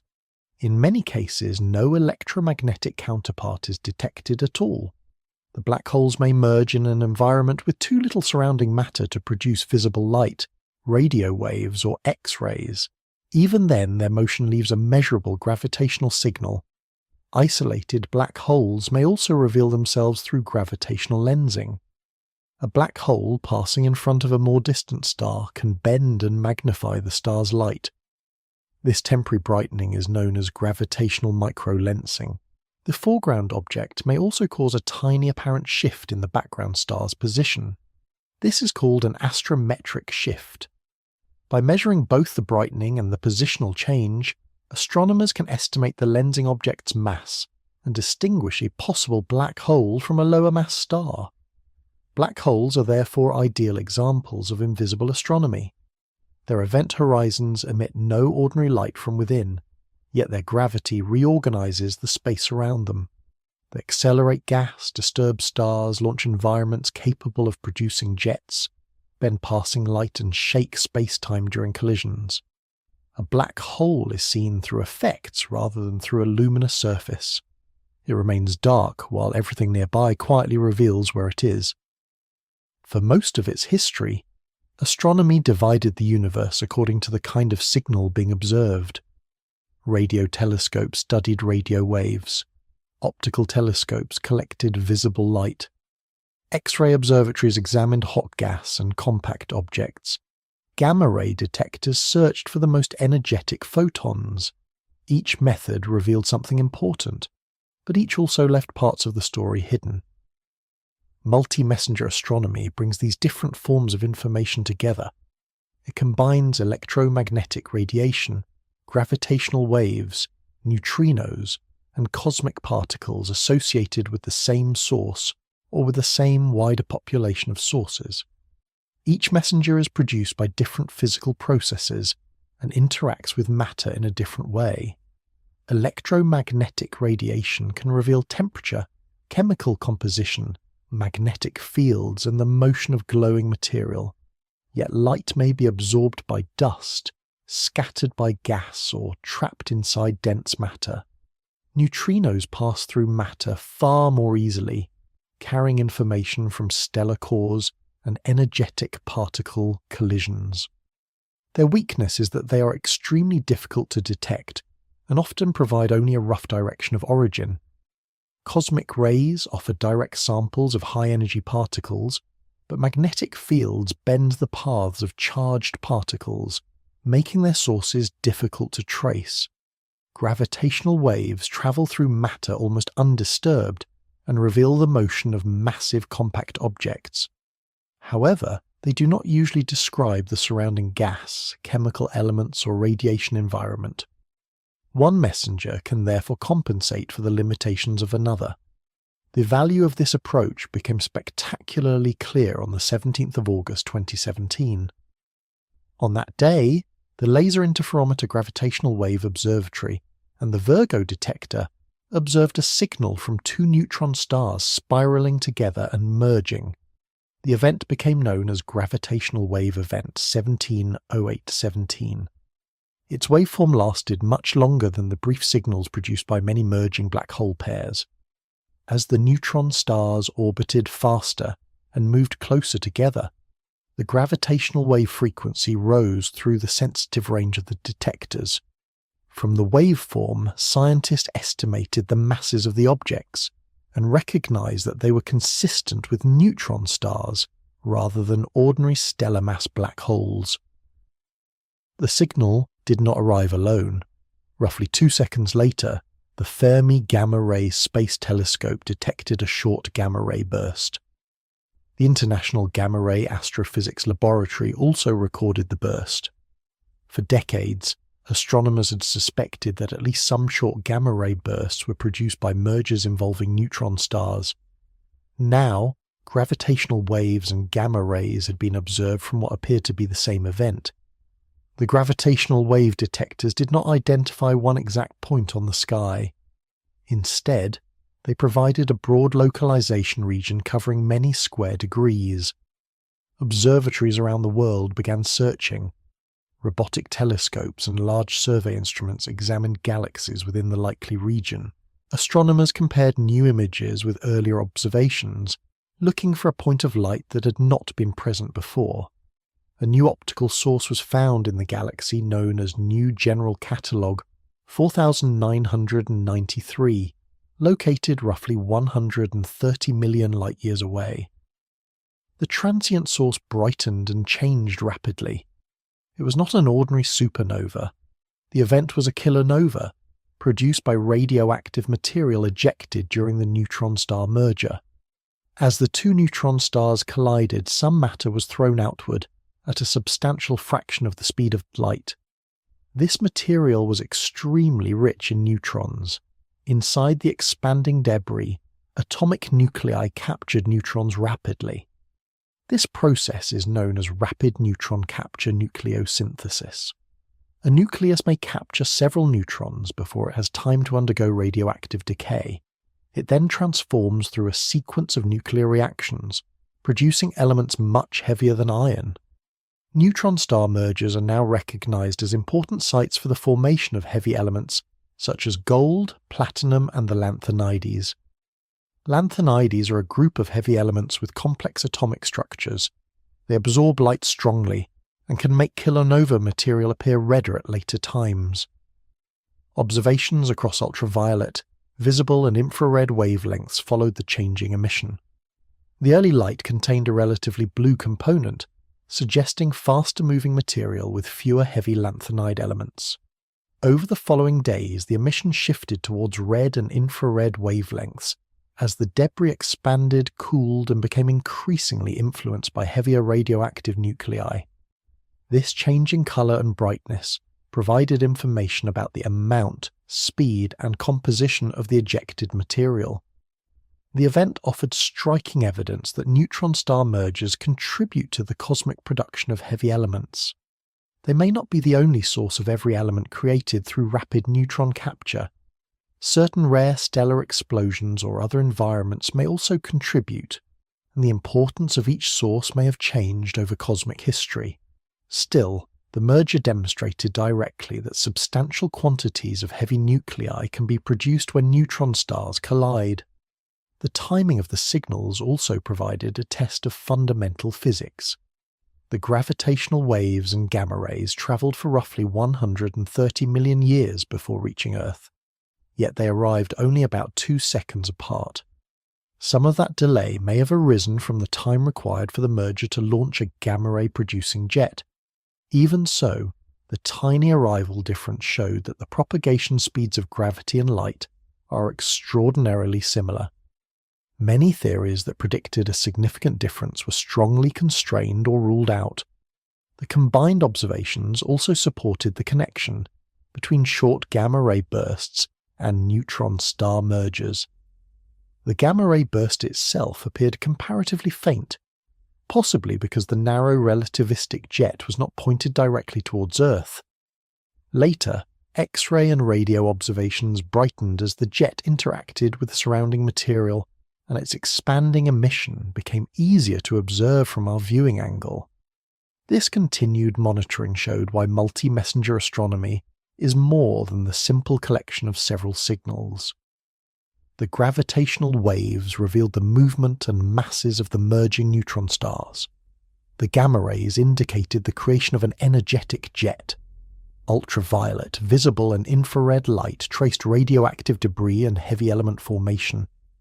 X-rays and radio waves revealed the later interaction between the outflow and its environment. Together they created a physical account that none of the individual observations could have provided alone. Neutrino astronomy uses a similar coordinated approach. When an observatory detects a high-energy neutrino, automated alert systems can distribute an estimated arrival direction to telescopes around the world. Those instruments then search the relevant region for active galaxies, stellar explosions, or other unusual sources. One important example involved a neutrino detected by the IceCube Neutrino Observatory, and a blazar designated TXS 0506+056. A blazar is an active galactic nucleus with a relativistic jet aimed roughly towards Earth. The source was showing enhanced gamma-ray activity near the time of the neutrino detection.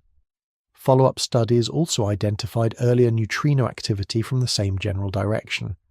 The association suggested that blazar jets may accelerate particles strongly enough to produce high-energy neutrinos. However, individual event associations require statistical caution. The sky contains many variable sources, and a neutrino direction may cover a significant area. researchers must estimate how likely it is that a possible counterpart appeared by coincidence. Multi-messenger astronomy depends as much on coordination as on hardware. Robotic telescopes must respond quickly. Observatories must distribute alerts in usable formats. Data from different instruments must be calibrated, compared and interpreted across international teams. A cosmic event may last only seconds, while the scientific investigation involves detectors on several continents and in orbit around Earth. The universe provides the signal once. Astronomers must be organized enough not to miss the appointment. This approach is changing the way astronomy is understood. The field is no longer divided only by wavelength. Instead of asking what the radio sky, optical sky, or X-ray sky looks like in isolation, scientists increasingly ask which messengers were produced by the same physical event. Light, particles, and ripples in space-time become different witnesses. Each provides an incomplete account. Together they turn a distant flash or collision into something closer to a full cosmic investigation. Many of the most celebrated images in astronomy are not photographs in the ordinary everyday sense. They are scientific visualizations built from measurements. A camera held beneath the night sky records visible light in roughly the same region of the electromagnetic spectrum that human eyes can detect. Radio waves, infrared radiation, ultraviolet light, X-rays and gamma rays cannot be seen directly by the eye, yet instruments can measure them. The resulting data can then be translated into forms that human vision is able to interpret. A detector may record where a photon arrived, when it arrived, and how much energy it carried. Other instruments measure wavelength, polarization, or the strength of an electrical signal produced when radiation interacts with a specialized material. A single observation may contain millions or billions of numerical values. These measurements are the raw ingredients from which an astronomical image is created. In visible light astronomy, the process may resemble ordinary photography more closely.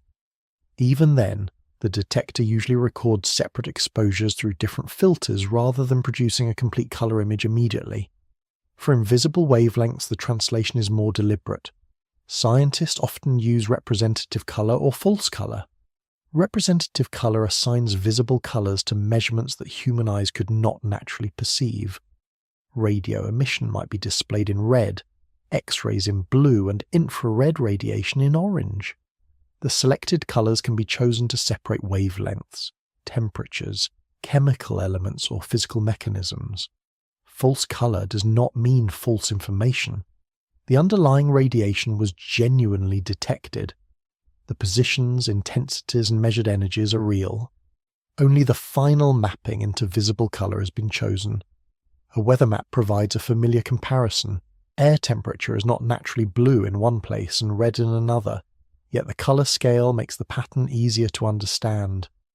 Astronomical color maps serve a similar purpose, although sometimes with considerably more dramatic clouds. Radio astronomy requires especially careful image reconstruction. A single radio dish can scan the sky and record signal strength from different directions. An interferometer works differently.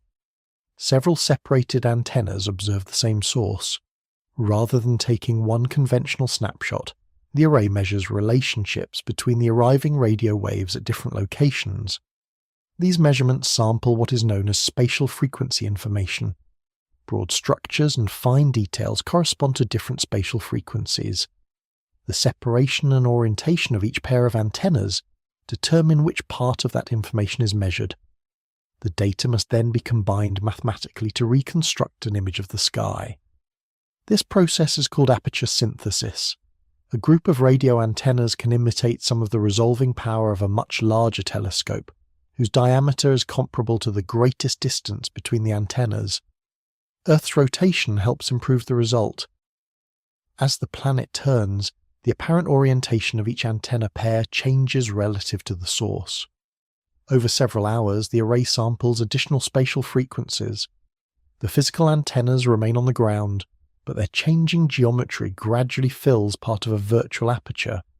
Even with this assistance, the coverage is incomplete. The reconstructed image may contain artificial patterns caused by gaps in the measurements. Astronomers therefore use deconvolution methods to separate likely real structures from features introduced by the instrument. One widely used technique in radio astronomy is the clean algorithm, developed by Jan Hugbaum. The method begins by identifying bright points in the initial imperfect image. It then subtracts the known response that the telescope would produce around each point. This process is repeated many times, leaving a collection of model components that are combined with a smoother representation of the telescope's resolution. The result is not a casual digital touch-up. It is a controlled mathematical attempt to estimate the sky brightness most consistent with the measured data. Before reconstruction can be trusted, observations must be calibrated. Every detector produces some noise. Electronic components generate fluctuations. A telescope's sensitivity may change with temperature or time. Earth's atmosphere can absorb, scatter, or distort incoming radiation. Nearby transmitters may interfere with radio measurements. Astronomers observe calibration sources whose brightness or spectral properties are already well understood. These references help correct the instrument's response and place the data onto a meaningful scale. Background signals must also be measured and removed. An infrared telescope may detect heat from its own structure. An X-ray detector may record charged particles that are not part of the astronomical source. A radio telescope may receive emission from the atmosphere, the ground, or human technology. The corrections can be complicated, particularly when the desired signal is extremely faint. X-ray and gamma-ray detectors often treat photons individually. Each photon may be assigned an arrival position, an energy estimate, and a time. Scientists can then separate the events into energy bands. Lower energy X-rays may trace one temperature of gas, while higher energy X-rays reveal a hotter region or a different emission process. Spectral lines from iron, oxygen, silicon, or other elements can be isolated and mapped across a supernova remnant or galaxy cluster. The final image may assign a different visible color to each measured energy range. This allows one picture to display several physical conditions at once. When individual sources are too faint to detect clearly, researchers may use data stacking. They align observations of many similar objects and combine them. Random noise tends to average out, while a weak signal shared by the objects accumulates. A single distant galaxy may produce too few X-ray photons to stand out. Thousands of galaxies combined can reveal their average high-energy emission.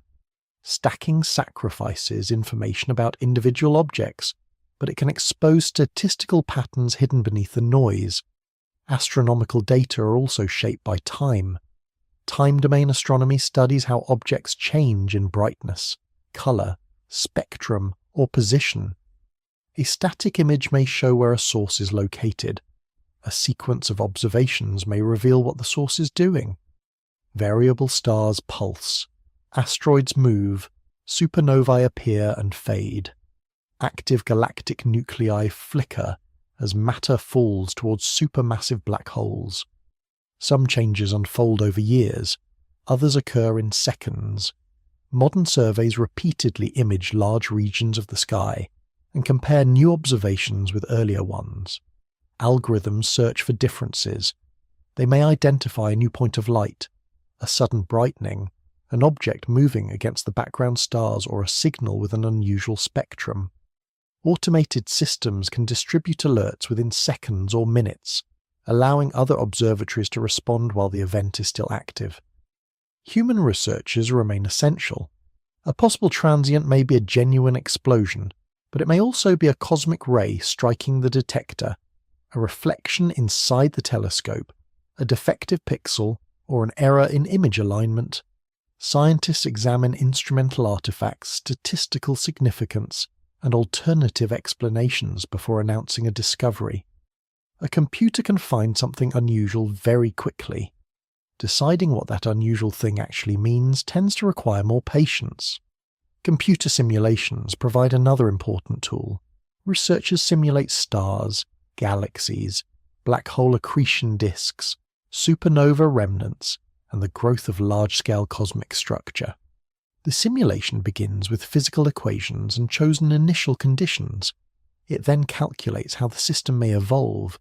Scientists can produce synthetic observations from the result and compare them with real measurements. A simulated galaxy cluster might be processed as though it were observed by an X-ray telescope. A model black hole image may be blurred to match the resolution of a radio interferometer. This helps test whether a theoretical model can reproduce the structures seen in actual data. A simulation must not be confused with an observation. One represents what a set of physical assumptions predicts. The other records what an instrument measured from the universe. Clear scientific communication distinguishes between them. It also documents uncertainty. Every image has limits set by sensitivity, resolution, calibration, and processing choices. A faint feature may lie near the detection threshold. Two nearby sources may blur together. Missing spatial frequencies may hide very broad structures. Public images often compress a complicated chain of observation and analysis into one striking frame. For that reason, researchers record which wavelengths were used, how colours were assigned, what corrections were applied, and how confident they are in the features shown. Turning invisible signals into images is not simply decorative colouring. It is the rigorous translation of measured radiation into a form the human visual system can examine. The colours may be selected, but the structures beneath them are constrained by data. Through that careful translation, eyes designed for a narrow band of visible light can study radio jets, infrared dust, ultraviolet stars, X-ray plasma and gamma-ray explosions. The image is not the raw universe. It is a scientifically constructed window into information that vision alone could never receive. The invisible universe is not hidden in only one way. Some parts remain unseen because their radiation lies beyond the narrow range detected by human eyes. Radio waves, infrared radiation, ultraviolet light, X-rays and gamma rays may cross the sky without producing any sensation of colour or brightness. Other cosmic messengers are invisible because they barely interact with matter. Neutrinos can pass through stars, planets and detectors with little chance of leaving a trace. Dark matter is known primarily through gravity rather than light. Black holes conceal regions behind event horizons. Dust obscures distant stars, while cosmic expansion stretches ancient radiation beyond visible wavelengths. Distance itself creates another boundary. Light travels at a finite speed, so astronomy always observes the past. Some events are simply too faint, too remote, or too heavily concealed for present instruments to identify clearly. Scientific invisibility can therefore mean many things. It can describe radiation the eye cannot detect, particles that rarely collide, matter that appears not to interact electromagnetically, or information that remains beyond an observational horizon. Even when a signal exists, technology may not yet be sensitive enough to recover it. Every detector produces noise, electronics fluctuate, mirrors, antennas and support structures emit or scatter radiation. Earth's atmosphere absorbs certain wavelengths and distorts others. The Milky Way itself creates foreground emission that can hide more distant signals. Dust, hot gas, charged particles and nearby radio sources may all stand between an observatory and the faint object it is attempting to study. Sky coverage is also incomplete. Some telescopes examine only narrow regions at one time. Others can operate only during certain seasons or under suitable atmospheric conditions. A short-lived event may occur while the relevant instrument is facing elsewhere, undergoing maintenance or being asked to investigate something completely different. The universe does not arrange its explosions around a convenient observing schedule. New observatories are designed to reduce these limitations. The Square-Kilometre Array Observatory will combine enormous numbers of radio antennas across sites in Australia and South Africa. Its name refers to the project's intended collecting scale rather than to one single solid dish. The observatory will study neutral hydrogen through the 21-centimetre radio line, allowing astronomers to map gas across the Milky Way and far beyond it. Measurements of hydrogen at great distances may help trace the formation of early cosmic structure and the period when radiation from the first luminous objects rionized much of the hydrogen between galaxies. The Square Kilometre Array Observatory will also test gravity through precise pulsar timing, investigate cosmic magnetic fields, and search for transient radio signals. Its broad view and high sensitivity should make it particularly useful for discovering brief events that cannot be predicted in advance. Gravitational wave astronomy is also preparing for a new generation of instruments. The Einstein Telescope is a proposed underground European observatory designed to improve sensitivity across a wider range of gravitational wave frequencies. Cosmic Explorer is a proposed ground-based observatory in the United States, with arms much longer than those of current detectors. These instruments could observe black hole and neutron star mergers at far greater distances, detect weaker systems, and follow compact objects through more of their final approach. The Laser Interferometer space antenna will take gravitational wave detection into space. It is planned as a triangular formation of spacecraft separated by millions of kilometers and connected through laser measurements. Its enormous scale will make it sensitive to lower frequency waves than ground-based observatories can detect effectively. Possible sources include compact binary stars within the Milky Way, the mergers of massive black holes and smaller compact objects gradually falling into much larger black holes. Visible light surveys will contribute through repeated observation, rather than through one exceptionally deep picture. The Vera C. Rubin Observatory is designed to image large areas of the southern sky again and again through the legacy survey of space and time. By comparing new images with earlier ones, the survey can identify what has changed. Supernovae will appear and fade, asteroids and comets will move against the background stars, variable stars will pulse, active galaxies will flicker as matter feeds their central black holes. This time domain approach turns the sky from a static map into a continuously changing scientific record. The European Space Agency's Euclid mission and the National Aeronautics and Space Administration's Nancy Grace Roman Space Telescope are intended to examine cosmic structure across enormous distances. Both will study large populations of galaxies and use gravitational lensing to trace matter that cannot be seen directly. They will also measure how galaxies are distributed across space and cosmic time, helping researchers investigate the expansion history of the universe. These observations may clarify whether dark energy behaves like a cosmological constant, or whether its influence has changed. Neutrino observatories are expanding as well. A planned enlargement of the IceCube Neutrino Observatory would increase its sensitivity to high-energy cosmic neutrinos and improve estimates of their arrival directions. In the Mediterranean Sea, the cubic kilometre neutrino telescope is being constructed as a network of detectors anchored deep underwater. The surrounding water provides a large, transparent volume in which rare neutrino interactions can produce detectable Cherenkov light. Together, neutrino facilities in different parts of Earth can improve sky coverage and help locate powerful accelerators such as blazars, stellar explosions, and tidal disruption events. Some of the deepest mysteries remain stubbornly unresolved. Dark matter has been inferred through galaxy rotation, gravitational lensing, cluster dynamics, and cosmological structure, yet its physical identity remains unknown.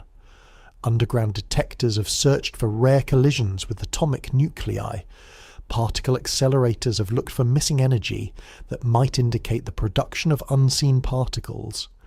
Gamma ray and neutrino observatories have searched for possible products of dark matter annihilation or decay. A null result is not an empty result. When an experiment finds no convincing signal, it can exclude particular particle masses, interaction strengths, or theoretical models. The possible landscape becomes smaller. Dark energy presents an even broader uncertainty. It may be a cosmological constant, meaning an approximately constant energy density associated with empty space. It may involve a dynamic field that evolves over time. Accelerated expansion could indicate that gravity behaves differently across cosmological distances, or that assumptions built into the standard cosmological model require revision. Several possibilities can reproduce parts of the existing evidence. The difficulty lies in finding observations precise enough to distinguish among them. Even ordinary matter has managed to hide surprisingly well. For years, measurements of the early universe indicated that more baryonic matter should exist than astronomers could account for in stars, galaxies, and easily observed gas. This became known as the missing baryon problem. Much of the missing material appears to be distributed as extremely thin, warm, or hot gas between galaxies and along the filaments of the cosmic web. Because the gas is diffuse, it emits only faintly. Astronomers study it through ultraviolet absorption, X-ray observations, and signals produced when cosmic microwave background photons pass through hot electrons. The matter was not exotic. It was simply spread so thinly that finding it required the universe to be examined in less obvious ways. Fast radio bursts provide another reminder that discovery is not finished. These brief pulses of radio emission may last only milliseconds, yet they can release extraordinary amounts of energy. Some repeat. Others have been detected only once. Several have been localized to distant galaxies, and at least some repeating activity has been connected with highly magnetized neutron stars. Their full range of sources and mechanisms remains under investigation. Fast radio bursts also pass through intergalactic plasma, which disperses different radio frequencies by different amounts. This makes them useful probes of otherwise difficult to detect matter between galaxies. Invisible wavelengths may eventually reveal the first generations of cosmic objects, the first stars formed from gas containing almost no elements, heavier than hydrogen and helium. Their ultraviolet radiation began changing the surrounding universe by ionizing neutral hydrogen. The first galaxies gathered around early concentrations of dark matter. Seed black holes grew through accretion and mergers, with some becoming surprisingly massive within the first fraction of cosmic history. Radio observations of neutral hydrogen, infrared studies of highly redshifted galaxies, and X-ray searches for early black holes may help reconstruct this hidden era. There may also be messengers that have not yet become part of astronomy. Before radio astronomy, the radio sky was physically present, but observationally unexplored. Before neutrino detectors, the interiors of stars communicated through particles that passed unnoticed through Earth. Before gravitational wave observatories, merging black holes disturbed space-time without producing a signal humans could measure. Future science may discover another form of information or learn to detect a phenomenon currently buried beneath noise. Scientific invisibility is rarely absolute. Something that cannot be seen directly may still alter motion. It may heat nearby matter, delay arriving signals, rotate polarization, bend light, or disturb space-time. An unseen object can reveal itself through the behavior of everything around it. The invisible universe is therefore not a small addition placed around the edges of the familiar sky. It is the larger physical reality. Visible astronomy offers one narrow and beautiful sample of that reality, shaped by the limited sensitivity of human eyes. Beyond it lies cold gas, energetic plasma, hidden particles, curved space-time, unknown matter, and the changing expansion of the cosmos. The universe has never been silent or empty. Much of it has simply been speaking in ways we are still learning to hear. The invisible universe is not a distant region concealed somewhere behind the visible sky. It is the full cosmos, revealed through signals that human eyes cannot detect. Visible light occupies only a narrow part of the electromagnetic spectrum. Beyond it, radio waves trace cold hydrogen and immense galactic jets. Microwaves carry the oldest light we can observe, released when the young universe first became transparent. Infrared radiation reveals warm dust, hidden stellar nurseries and distant galaxies, whose light has been stretched by cosmic expansion. Ultraviolet observations expose hot young stars, ionized gas and energetic stellar atmospheres. X-rays reveal million-degree plasma, accretion disks, neutron stars and matter heated near black holes. Gamma rays identify radioactive decay, extreme particle acceleration, and some of the most powerful explosions known. Light, however, is only part of the story. Cosmic rays carry atomic nuclei and other charged particles from energetic environments, although magnetic fields twist their paths before they reach us. Neutrinos travel through dense matter almost undisturbed, bringing information from the cores of stars, supernova, and distant cosmic accelerators.